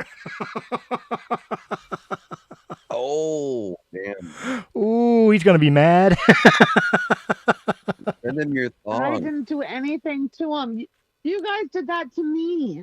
You guys gave me the worst visual in the world. He listened to that show, was by the way. some sort of a visual assault. He listened to that show, by the way. I'm sure he did. Hi, Mike. Well, he didn't watch it. Just send Blind Mike your thong. It's all good. Yeah, hi, Blind Mike. Yeah. Hope you're doing. We love you, Mike. Remember, last week I was in a lot of pain. Yeah, we give a shout out to blindcaferadio.net doing some great things for people with visual impairment Every week. and difficult. Oh yeah, we love Blind Cafe every day. Every day. You just go to blindcafe.net, listen to the different DJs and the different musics and different podcasts. I broadcast on Monday nights with Raise the Underground, shoving that rock and metal straight up your no-no holes. And yes, I'll say it to Melissa here. I've already said it to Serenity. I prefer to play on my show unsigned bands or unmainstream bands. So I am looking for demos to go into regular rotation. If you got songs, I've got space. So I got songs. I got lots of songs. I've got space. I've got 5 demos right now that I demo singles that I get to play, 2 of which are mine. So there's plenty of room in a 2-hour performance to have a lot more unsigned bands to just get some sort of promotion. So guys, send in your demos. Realm of the Mist Entertainment at gmail.com. That's enough of the shameless Can you plugs. text that to the group chat? I could definitely text that to the group chat. But Thank you. I think that's a good segue out of After Hours. Colin, you have anything for inspiration this week, or shall we? All the songs in the thong. Songs in the thong. That's that. What? There you go. If you order the calendar. No, I want an update. I want an update from Colin on the golden ticket. Is there anything about the golden ticket and owning the Jelly Belly factory yet? Oh, you went a different way. Has one person found a ticket? I thought you were going to talk about the update on which was the ugly Kardashian. I haven't seen it. I was like, Oh, I golden don't know. ticket. I haven't. I want a golden ticket so bad, and I really want to own a Jelly Belly factory. If it's not real, I'm not going to spend the money. You sound like Like Veruca $50. Salt. You sound like Veruca Salt and fucking Willy Wonka. I Just want it for a now. I know.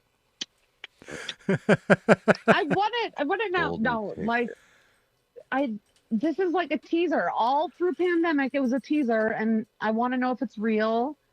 And if somebody found a golden ticket, I might invest. What if we just go to the indoor skydiving place and you can get in the bubble room there? I mean, I'm Fine. down. Ooh. You don't need to buy I a still Jelly wouldn't Belly own ticket. a Jelly Belly factory. Jelly Belly. Because you want to eat candy forever? Let me see. I'm going to look it up. No. Right.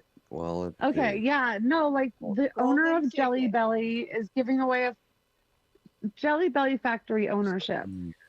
He's giving away one of his factories. Is it real? He's looking it up right now.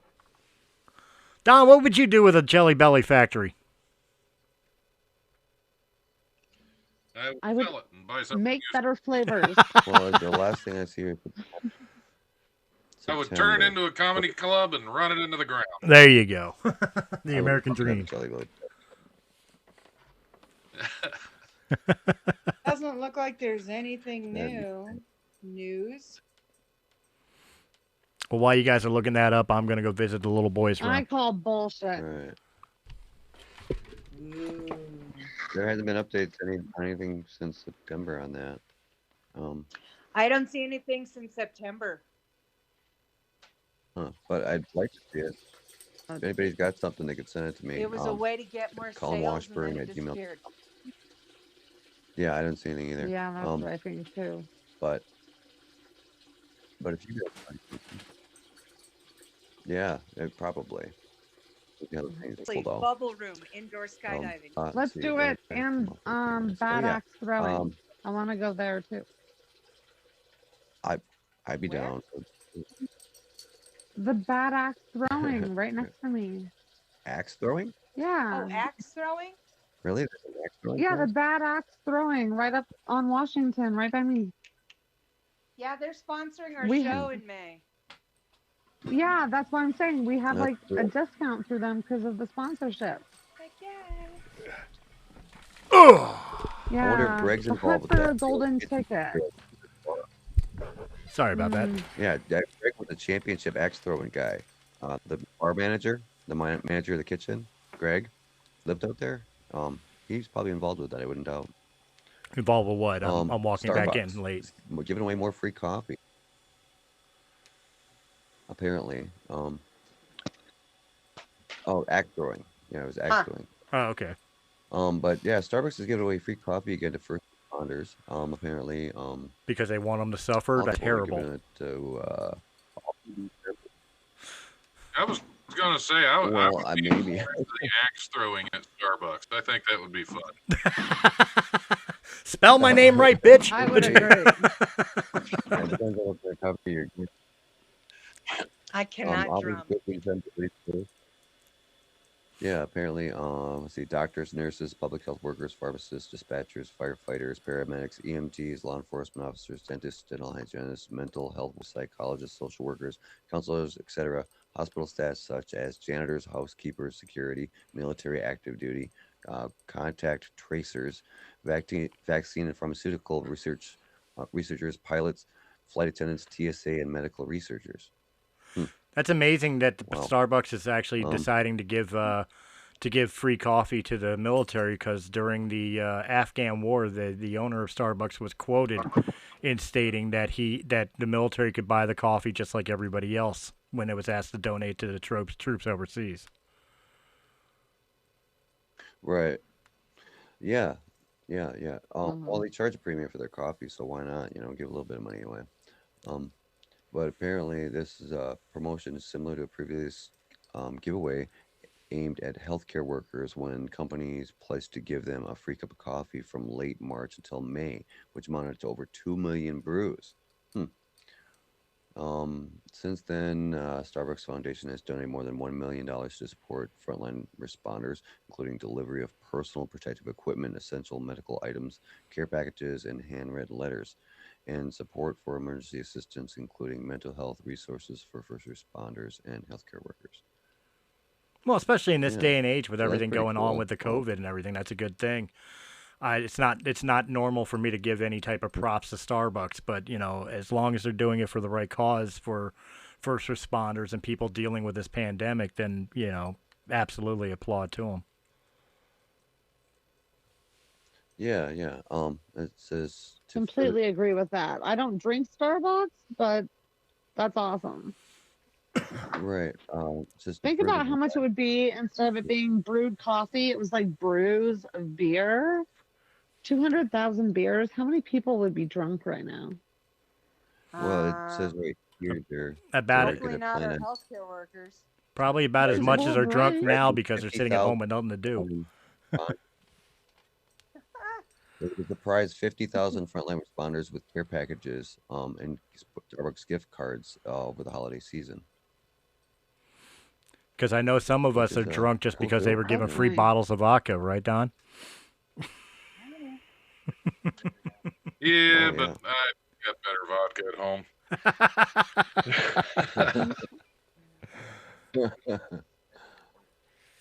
Yes, I believe. Yeah, that was for Let's see. interviewing the CEO. That wasn't for being a healthcare worker. And I did notice on Starbucks list they left out hospital maintenance crew. So to hell with them. I don't drink their shit coffee anyway. Wait. The maintenance crews aren't on it? No, No, maintenance crews no. on He there. listed janitors and a lot of other things, but no maintenance crew for hot because we're always forgotten That's about, and that's fine because it's not like we're the ones up changing the air filters and the air handlers that are sucking all those bugs up through there anyway. So yeah, you're the one maintaining their safety. Oh, no. Oh my No, it's God. listed here. That's They not have fair. I have another friend who does the same thing, and so many props to you guys. Seriously, that's messed up. right. No, they did list Starbucks, that hospital staff such as janitors, housekeeping, and security. but which no I mean, that's maintenance. maintenance. well, I mean, janitors part maintenance. Janitor is not I mean, maintenance, they're going but to maintain. Yeah, that's a big Well, misconception. I know That's the difference because whoa. janitors mean stuff. Maintenance people fix shit. Right, I guess. Yeah, that's two different. Oh yeah. Yeah. Well, if it makes you guys feel any better, I give our guy who comes and fixes our refrigeration. Usually I give him a cigarette. But sometimes I give him a cup of coffee. Would you hire a maid to be your dentist? Depends on how good she looks in the Probably. uniform. He just has nothing to say. Like, you don't hire someone to clean that uses heavy tools. Like, that don't make no sense. What the hell are I you don't know why they dusting didn't with, list the, Don? A maintenance monkey workers on wrench. there. But Yeah, exactly. hopefully in Just Starbucks turn the defense, damn dust off. I'll give them the benefit. I give them the benefit. Maybe it was a typo. Somebody forgot to list them. That's normal. That's a Oh, person. They're getting I'm free cup of just coffee, I'm just messing with you. I'm sure they're included, and it doesn't really matter to me anyway. He's still not going to drink that shit coffee, but We don't drink Starbucks, remember? Yeah, I just like to yeah. point that out when they're not listed, and that. And you're right. I'm not going to drink Starbucks shit coffee. I just want to be included. Right. Well, Right. in all honesty, guys, I have a coffee bean grinder here, and I grind coffee fresh, so I don't mess with Starbucks either. But if they're trying to help the community out wherever they are, that's good. No, Good for them. absolutely. You know, it's great. Absolutely. That's why I say I give Do you kudos to him, hand even though I can't grind? stand the company. Oh yeah, I got a little Mr. Coffee grinder that I have in the basement here, and then we got the big one from Reinhardt that's upstairs and next to the big bun coffee maker. And I got a warming plate right here, so I always got fresh coffee down here in the sound room hanging out. But yeah, I'm big on my coffee, but I don't really care for Starbucks either. Sorry, Starbucks, but hey, at least you're trying to move in the right direction with people. Fuck, I gotta be real. Hanging out with all these musicians, I want to fucking do a song. You should. I totally want to fucking like song about Starbucks coffee. Yeah, we could do a song about how shitty Starbucks is. We'll call it you know, you love your Starbucks, but I prefer Dunkin'. No, the problem with Starbucks is they don't put caffeine in their coffee. I'm telling you, all their coffee is part decaf. That's like fucking with a condom on. What's the point? Well, I know, but decaf also has a different flavor. It doesn't taste good. Their coffee, I don't know about decaf. Like I don't know about it decaf. like brown water. I don't know about decaf, but you know, the last time I had Starbucks coffee, it tasted like a pot of coffee that's been on the burner for the last 3 days. Like it was burnt rubber. It was horrible. Definitely strong. Yeah, I like their egg bites. That's the only thing I really like at Starbucks. They're delicious. All right, I haven't tried one, but I have Boyers right by me. So why would I need to go anywhere else? I have a Boyers. I like the exit ramp in their driveway. Bird down. Yeah. You just put one in your mouth, Serenity. You'll love it. I think I used that exact same line to her before.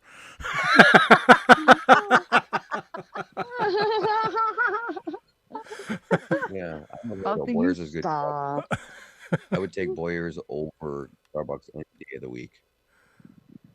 I wish they had Boyers in Michigan. And it's like half the price. Didn't you say they burned down? No, they did, but they have they're rebuilding, and they have a little like stand. They have 2 stands out front where you could buy their coffee because they're roasting again, or they brew it for you, and they have like a little, like they're making it work. Good. Okay, cool. So the rebuilding. But it did burn down. Yeah. Yeah, that was one of the things I did about Colorado was the coffee. I liked Boyers. So yeah, as other things, I was looking around for some positive things here. Americans reveal how they are staying positive in 2020, with 66% agreeing their communities are closer than ever.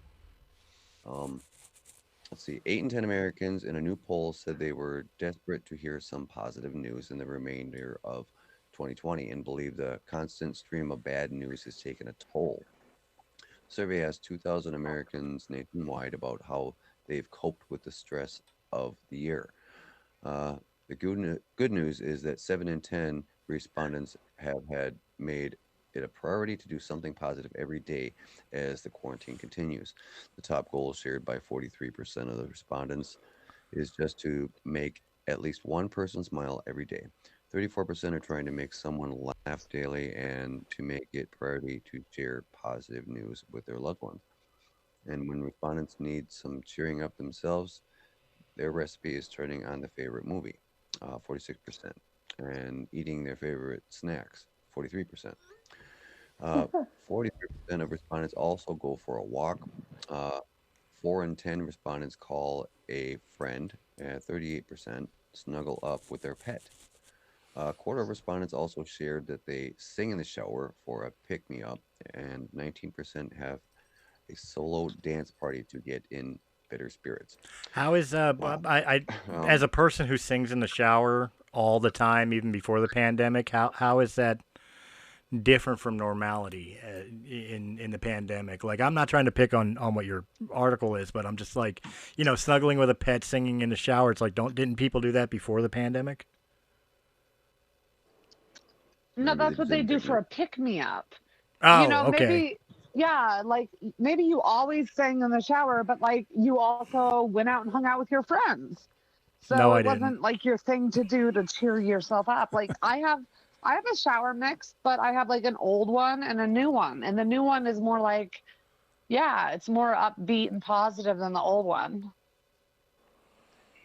Right.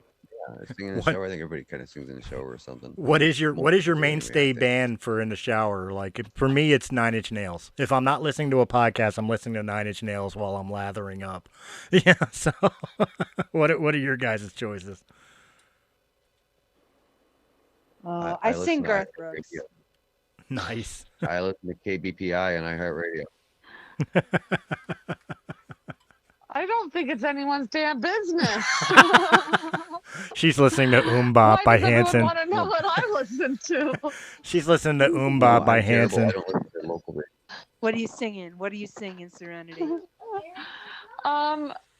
Lately it's been this song called Raw, or this band called Raw. I can't remember the name of the song, but it's this old school band named Raw. Raw. I only take like a 2-minute shower because so I've been listening to a lot of Raw, and then 2-minute shower means Blood her and Tears. sing. I don't know. 2-minute shower. She's listening to speed I'm metal. actually going to my shower. Right. Do us a favor. Take a shower for like 7 minutes. 7-minute shower. There you go. Just get Guns N' Roses November That Rain would and mean don't my get out daughter's until in there with me. Just get Guns N' Roses November Rain All and my don't get friends out have until the kids. final fucking guitar lick. No, see, you don't understand. Like all my friends that have kids, they tell me that in the bathroom, that's the only private time they ever have, and they cherish it. Right?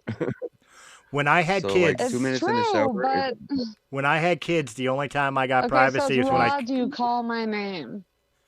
the only time I got privacy was to sit Oh, down and yeah. take a Awesome shit, and I would song. read a book because it's the only time I would actually get a chance to read a book. Right. Read Still a fall book in. in the shower. I did. Oh, No, man, not in the shower. Amazon. No, not in the shower, taking a shit. Now, unfortunately, it became a terrible habit because the shit would take 5 minutes, but I didn't want to end. Don't Yeah, it takes forever in the bathroom. don't take a shit in the shower. But Don't do that. well, no, I handled it. I installed a I mean, I fucking. get it your own place, but that's just He's an disgusting. extreme. No. He's one of those extreme cheapskates that thinks that it's all one place. Dude, I handled it. I took care of the drain clogging because I installed a fucking like under the sink garbage disposal to the bottom. Always make sure you wash your hands after you handle it too. Yeah. That's I don't know what you were thinking about a shower. Scheisse! Sounds like something to think about. Yeah, it's if it's somebody else's shower, maybe. There you go. All right, if you're out of town, what the hell? But That's why I can't go back to certain motels. I'm gonna just check here. Okay, I'm gonna rephrase it. Okay, it's a 5-minute and 21-second song, so I'm getting a few minutes in the shower. There you go. I'm actually doing pretty good. All right. Right. That's just your hair, though, woman. What about your butt? You guys I take don't a body shower like twice a day. you guys don't cry in the shower like normal people? No. What the fuck is wrong with you? Because nobody can see your tears during the rinse cycle. That's sad. It's my time out. I just climb in the dishwasher like once a week and close the lid and hit the button. And have a good cry. And have a good cry during the spin cycle. No, the spin You cycle. guys definitely need to play more music. It's the best Yeah, they need to outlet, have- not the shower. Jeez. I don't want them talking about the shower anymore. That's for sure. I'm gonna have nightmares tonight. What, of crying in the shower? If I'm going to bring anything with me in the shower that plugs in, it's going to be a toaster. She's going to have nightmares of Okay, crying in so the I shower have while the the garbage craziest disposal's clogged. The nightmares I'm going to have are a combination of a golden ticket and a shower, which is going to turn into a golden shower. And I'm going to be so terrified. Even no golden showers. We will sell tickets to that. That's more the episode of. That's the name of the episode. Selling tickets to the golden shower. Selling tickets for a golden shower. Okay, it got its new title. Presidential Diaries? I don't know. Yeah, you guys are terrible. What month of the calendar is that? So anyway, it goes on to here. 38% of those surveyed mentioned they donated to a local charity to foster positivity, and 28% are finding a safe way to volunteer. conducted by one poll on behalf of Vitamin Angels for Giving Tuesday. The survey included 6 in 10 respondents who said the difficulties of 2020 and COVID had led them to give back to their communities even more. And 66% were in agreement that the communities are closer than they have ever been. Despite the spread of COVID-19, 78% of respondents also said the pandemic has made it more important than ever to give back to their local communities. In fact, 43% of those polled have increased their donations to charities during COVID, saying they have donated to an average of 4 charities throughout the year, with the average totaling $36 a month. So that's cool. I mean, yeah, That is. charities are getting more help from this stuff. I guess people can't go to the bar. Might as well spend it on something, right? Well, I mean, it's true, and I mean, in this day and age, I mean, Don, you remember this when we first talked about creating this show, the weekly show. We were originally going to do it as a Patreon exclusive for people who donated to the Patreon page. But then, full swing kicked in on COVID, and we had decided to make it a free thing for everybody because we wanted to bring positivity and laughter during the time. So, I mean, every small bit of anything that anybody does helps. I mean, I know we're only helping like 20 people who listen to our show, but it's still something we try to do just to give people, something to do during this time. Listen to us be idiots. Yeah. Right. Those polled are I know that a lot of people have helped. Yeah, like a lot of people are helping out. Like there's food kitchens. There's still a lot of churches that are giving food away by the box to anyone who comes. Like there are schools. I know that schools are giving the kids food. So yeah, except for here in Philadelphia. There's a lot going on with donations. You know what? That brings up something that makes no sense to me personally. Like here in Philadelphia, our governor closed down this city again. This city, Philadelphia. You can't go to restaurants, you can't go to bars, you can't go to school, stuff like that because of the spike in COVID. But the county over in Bucks County or in Montgomery County, no such lockdown. We're all in the same state. How is it only here that spiked? Higher population? Not really. Yeah. More people travel on the same thing. Mostly more people they can count. I don't agree, but at the same time, whatever. I'm no genius. Either way, we're all just dealing with it. And we're stuck with it. There's nothing we can do about it. Just wait it out, I guess. I don't know. They shut down almost everything here. There's only two LA. Actually, LA is going back down on lockdown, like actual lockdown. Yep. So, I mean, we're not too locked down yet, but LA is going lockdown tonight. Oh, I think we're close. Michigan will be closed till the 8th, I believe. Yeah, we're down till January. So. Damn. All right. So I don't know how long that's going to be, and then we open back up, and then probably close down again and open back up, and they're still dragging their feet on the stimulus, which doesn't make me happy. But what can you do? Politicians take time to do everything. You're not going to hear shit about the stimulus until all the shit between the presidential election is over. Whether Biden gets the nomination or gets proved that there was voter fraud and Trump's actually regardless of the outcome, we're not going to hear shit about that stimulus until this is handled. Right, yeah, because they're not going to vote on anything else. They're going to monopolize everything with that and just wait around. Two sides, same damn coin, guys. Exactly. That's why I'm saying, regardless of the outcome, until they have a definitive outcome, we're not going to hear shit about that stimulus. Right, yeah, they're going to monopolize all their time, which sucks, but either way, at least there's still positive things going on in the world, Right. Well, push your governors, because Colorado approved a small stimulus for just our state. So push your governors to do something. Yeah. So hopefully some good stuff comes out there for you people that are suffering right now and need some stimulus. Problem is everybody's suffering, and the people that are suffering. We're all essential here. The people that are suffering the worst are small businesses. There's a lot of small businesses around around where we are, where they're closed permanently. They couldn't weather this. And it's a damn shame. Well, who can weather 8 months of being shut down and restricted? Oh yeah, that's what I'm saying. Like places like Walmart and Target or main grocery chains that got marked essential and open through this whole entire thing, they're not hurting. They're not hurting in any way, shape, or form. But the mom and pop shop, you're seeing a lot of closed forever signs because they didn't have the economic ability to handle this. But just to let everybody know, Don Smith is got to get out of here. So real quick, Don, why don't you tell everybody about the Life Radio and where they can find it? You can find me all over the place. You can go to thelife1069.com. You can find my link tree with links to just about every podcast, to about everywhere you can find podcasts. We just finally got accepted after like months and months. We are now on Pandora, so you can find us there as well. You can also follow me on Facebook, The Life 1069. You can also follow me on Twitter at Don Smith Comedy.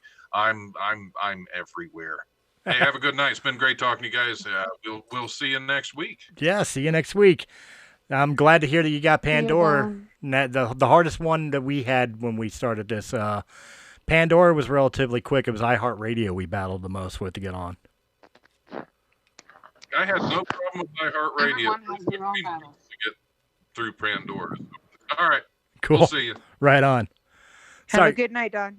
Sorry, go ahead with the conversation. I apologize. I just wanted to give him a chance to be able to shout out his show before he left. Right.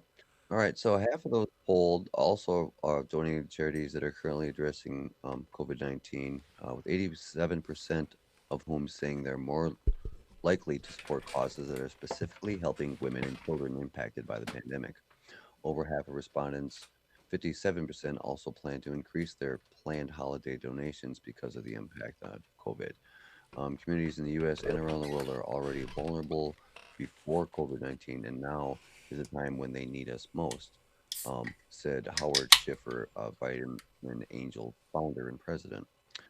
8 in 10 Americans say positive memories have been a lifeline during the pandemic. Right now, we have an opportunity to come together and make what has been one of the hardest years in our lives and turn it into one of our best actions to help the most vulnerable in our. And as a response took to the new year, 3/4 are hoping to start off fresh and start positively as much as they can, with another 8 in 10 hoping others will do the same. The top goal to share positivity in 2021 included having a more positive outlook on life, 52%, and trying not to focus on the negative things in life so much, 50%. Well, I could agree with that. I can get on that because, like, on a personal experience, with a lot of this lock-in, this shut-in, and everything else, a lot of what has helped me go through is reconnecting with a lot of people that I haven't spoken to in a long time, and sharing old memories and stuff like that. Like Serenity and I have had numerous conversations of the good old days. Mike and I have had conversations of the good old days. Those are really kind of the things that have helped myself keep what's left of my sanity. So yeah, I would definitely agree with that reconnecting and reminiscing about better times is definitely a lifeline during this. Right. I agree. I teach, so I get to see positive growth every single day. And yeah, I don't know. I feel like I'm blessed in the fact that my life hasn't really changed a whole lot during this pandemic, because I still get to continue to give back every single day, and I get those positive vibes when my students understand what I'm trying to teach them. So I wish more people had the same opportunities. Well, I mean, it sometimes it's just I completely agree. I feel very blessed to know you because you have been a positive light during all this, because you do always have good news. Almost.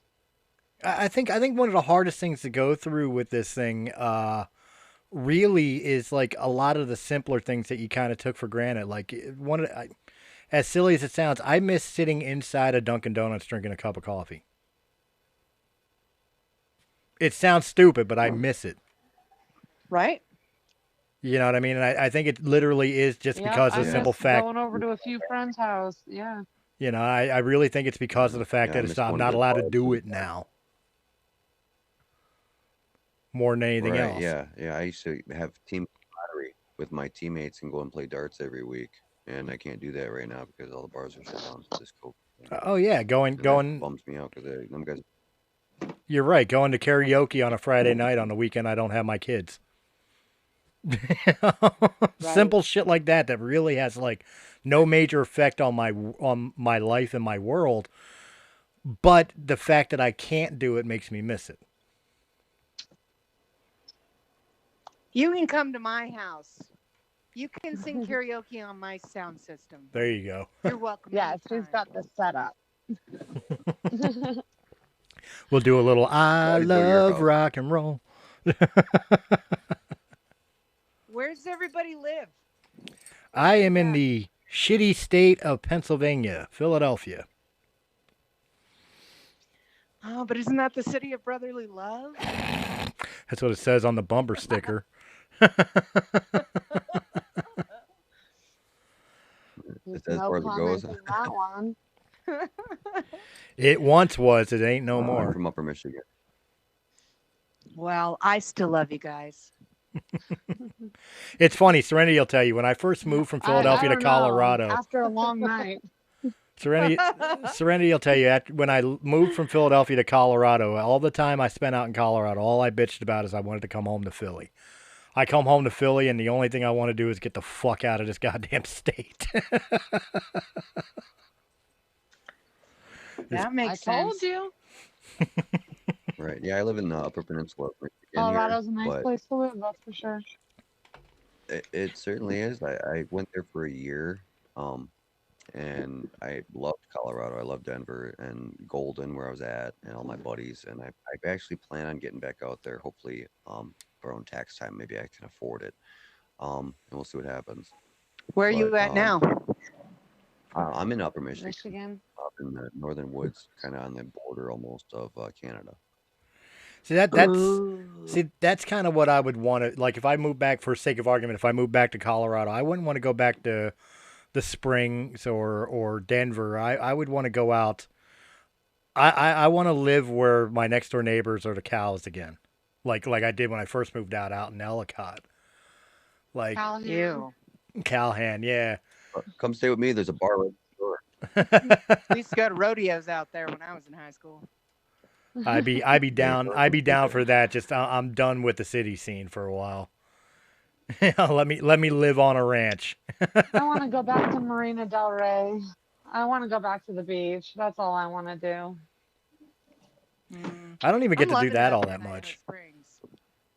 Pretty affordable up in the mountains. Yeah, I like your place though. You have an awesome place. Yeah, I don't get to do that all that much either. I haven't done anything. I'm an hour and a half drive from Atlantic City and the boardwalks and the beaches, and I don't even get to go out and do that all that much anymore. Nobody gets to do that anymore. Well, I mean, even before the pandemic. Right. Well, I used to travel more when I was working pipeline, but doing this restaurant work I'm doing now, I don't move around as much. He lays pipe. He lays pipe. Well, no, I didn't lay the pipe. That's a joke waiting to happen. Monkey pianist. I'm from Alaska originally. They pay really well up there for that. I have a buddy who was my they rhythm. Pay really well for a lot up there. I had a buddy who was my rhythm guitarist in my last band, who was born and raised in Anchorage. And after the band split up, he went into the Army. After he got out of the Army, 4 years, he did 4 years in the Army. When he got out, he went back. He's back up there right now. He loves it. Yeah, it's pretty up there. Our drummer lived in Sitka for 6 years, and I was born in Alaska. I was only up there until I was about 5 or 6, but we could go back every couple of years because all my cousins are still up there. I love it. I would love to go. Yeah, I want to go. We're going to go in August. Well, I might be joining you. Join me. And set up all of my radio interviews. I'll go. Oh, I would totally do that. I'll go, but only because I want to I need actually a test project. myself on the deadliest catch. I want to join a fucking crabbing boat. I want to do a king crab season. Oh God. You should. My Chris, what if they cousins use your just bait? did a big halibut catch. They make money on that. On that, they're like a king crab Themselves. season. 2 months, they come back with like 60 grand in their pocket. I'm down with that, man. Give me one season of king crab. I'll sit out my ass the rest of the year. Oh yeah. That's what I did on the pipeline. I'm willing to Worked do for that. 6 I'm a great swimmer. They make some money on that shit. I'm watching that show and listening to how much tonnage and how it breaks down and how much each crew member takes home. It's like, fuck, man, I'm in the wrong business. I could ride the rough sea. For 3 months and then you're off for 9. Yeah. That's great. Unless I want to do the. What do you guys plan for this holiday season? Is everybody gonna plan on staying home this holiday season? Nobody's traveling. Well, no yeah. Traveling. I mean, I'll travel to families' houses here in Philly, but I know out of state travel plans now. I'm gonna have my family at our house for Christmas Eve. We usually do Christmas Eve at my parents', but they're a little bit older, and they have canceled it already this year as a precaution. Yeah. So we are going to host it instead for my sister and her family and my kids. Are your parents Awesome. tech savvy? Yeah, I think that they are. We usually Zoom. We do a Zoom game night. Okay. Oh, fun. Sweet. Sorry, Serenity. What were you about to say? Cool. Yeah, what'd you say, Serenity? Oh, I don't. Oh, just that me and my family were gonna get together, but Hanukkah starts on the 10th. So I have Hanukkah on the 10th, which I need to explain to my 4-year-old, which is a little bit hard. I need some help, but if anyone wants just to help talk me out on about that. the oil lamps in the temple. That's all you Well, have that's to do. what I told her, Tell but that she story. just doesn't understand why we can't light all candles in one night. She doesn't even care about the presents every night. Just explain to her it's the magic of the fact that they were able to have 8 nights of light with only 1 night's worth of oil. One night. Yeah. And so she thinks we should burn them all in one night and give her all the presents. She's smart. Be like, there's only 1 night of flame. I can't. It'll be a miracle if we can light the next one, the next night. Oh. Yeah, there you go. Just like Make it Yeah, like well, maybe she it won't could work perform this a year. Miracle. Make it out like maybe it won't work this year. She already. And only put 1 candle out at a time. Don't put all the Oh, I candles haven't put it up yet. No, I haven't put it up yet. Okay. I just Did read everybody her do a their Hanukkah, Christmas like a decorating? Hanukkah book. Fuck Oh, no, yeah, I my haven't even. Everybody trees heat are the up. light? I haven't even started. Yeah, Oh, damn. Me neither. Yeah, I got everything up. I'm Man, my house is fully decked out. Yeah, I'm totally fucking it's one of those things. Ebenezer Scrooge right now. I haven't Yeah. even pulled the shit out of the garage. Right. That's see, I gotta decorate the entire restaurant, so that's a lot to hang. We got lights that go certain places every year and stuff and things like that. And then the apartment, so it's a lot. Well, I mean, it's And harder. I'm just like dragging my feet on it, but I mean, it's harder for me to get into the Christmas spirit when you only get to see your kids every other weekend. You know what I mean? Like their house is all decorated to the nines, and me, it's just like even trying to find the motivation to do it up for them when I don't even get them for the holiday. You know what I mean? So it's like I don't know. It's between the pandemic and being a divorced father, it's just hard to get into the spirit. right. I get it. Well, hey, I got understand. I got an idea. Why don't we all look around and see if we can find silly Christmas hats and take pictures of ourselves in silly Christmas hats so we can put like a slideshow together for the Christmas season coming upon us. I don't have to go looking for any. I've got them in my closet. See, there you go. Let's some silly Christmas pictures. So that way we got some silly stuff to put in with our podcast stuff. So in other words, if next week if we go do that. if next week we go live camera on Zoom, we could start it next week and have everybody wear the hats live on air. Well, not live because it's pre-recorded. Okay, we could do a Christmas episode. Maybe we can put together a slideshow of silly pictures, Christmas stuff, us doing wacky shit, you know. What, like older pictures from like family and stuff like that? I could do that. I've got plenty of shit. Can we drink eggnog? Oh God, that's like swallowing cum. No, thank you. Yeah, You have well, to no, but put the rum I can picture in that. It. It's like swallowing it. rum. Like swallowing a rum. Yeah, cum flavored rum. You used the wrong consonant. Time flies when you're having rum. So good. Why is the rum always gone? I'll have some. I love rum. Yeah, so look I around. love eggnog. If you go to Walmart or Meijer and find a funny Christmas hat we can wear, let's have some fun with this. I know I got like 2 or 3 floating around in the basement here. As soon as I start digging through it. Yeah, I've got I felt like a super brown furry Santa Claus. Try to get us in the Christmas spirit. I've got Santa Claus hats. I've got the Santa Claus outfit. I'll dress I up have as Santa. Amazon. I'll see what I could do. I have Amazon. Right. For the week that is Christmas, for the show the week before Christmas, that weekend before Christmas, I'll actually put on the Santa outfit and broadcast in the Santa outfit because I do have a Santa Claus suit. I bought it for when my daughter was born. I would dress up as Christmas as Santa Claus every year. Cool. He's gonna torture us. I'm telling you. Okay, it's a deal. All right, I'll do something. Let's make some fun stuff for Christmas here. You know, get our listeners blood boiling or pumping and pumping. Christmas thongs, Christmas themed thongs. I have a question. No Christmas thongs. No. What's your question? I don't know. Don will have an antler coming out. Are we still recording? Yes, we are. We haven't gone the outro yet. Interesting. Oh, sorry. I'm making noise. I just didn't know. No, I just didn't know if we were still recording or not. Yeah, we're still recording. We haven't. Go out, smoke a cigarette, talk to you, and then we could finish it up. I'm still here, by the way. Well, we could finish it up. So I could walk through my living room because of my daughter. We got a good chance to finish it up now. I'll let you guys, if you want to give out ways for the fans to contact you if they have any questions, concerns, maybe want to know more about your guys' music or your shows or your other stuff. New person first. Go ahead, Melissa. Tell everybody where they can find you if they want to get in contact with you. If you want to get in contact with me, you can contact me through my website at nordicdaughter.com.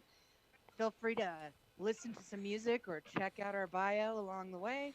And we would love to hear from you. Tell us what you like. Tell us who you are. And Mr. Colin Washburn. Hey, you can get a hold of me on Facebook. Get a hold of me on YouTube. You can send me an email if you like. It's Colin with a K, colinwashburn@gmail.com. If you got anything, funny stories about Christmas you want to share with us, you can drop them there. Or if you just got something inspiring, you want to help uplift our panel and say something positive and give us a good story, hit me up. Thanks. And last but certainly not least, Miss Serenity Stone. You can find me at vinylprofitrecords@gmail.com, and that's profit with a PH, not the money sign. And of course, guys, here's a Realm of the Mist Entertainment. If you enjoyed what you heard, make sure you hit that thumbs up button, like, share, comment, subscribe. Check out all the other great podcasts of Realm of the Mist Entertainment. If you prefer them in audio-only format, just check out Realm of the Mist Entertainment on Apple, iTunes, Spotify, Pandora, iHeartRadio, or wherever quality podcasts can be heard. And, of course, we can be found on all the social medias. Again, just look up Realm of the Mist Entertainment. Until then, guys, we will catch you next week for some more Breaking the Fourth Wall. Thanks for hanging out with us. Hope you have a great week. We'll catch you next time.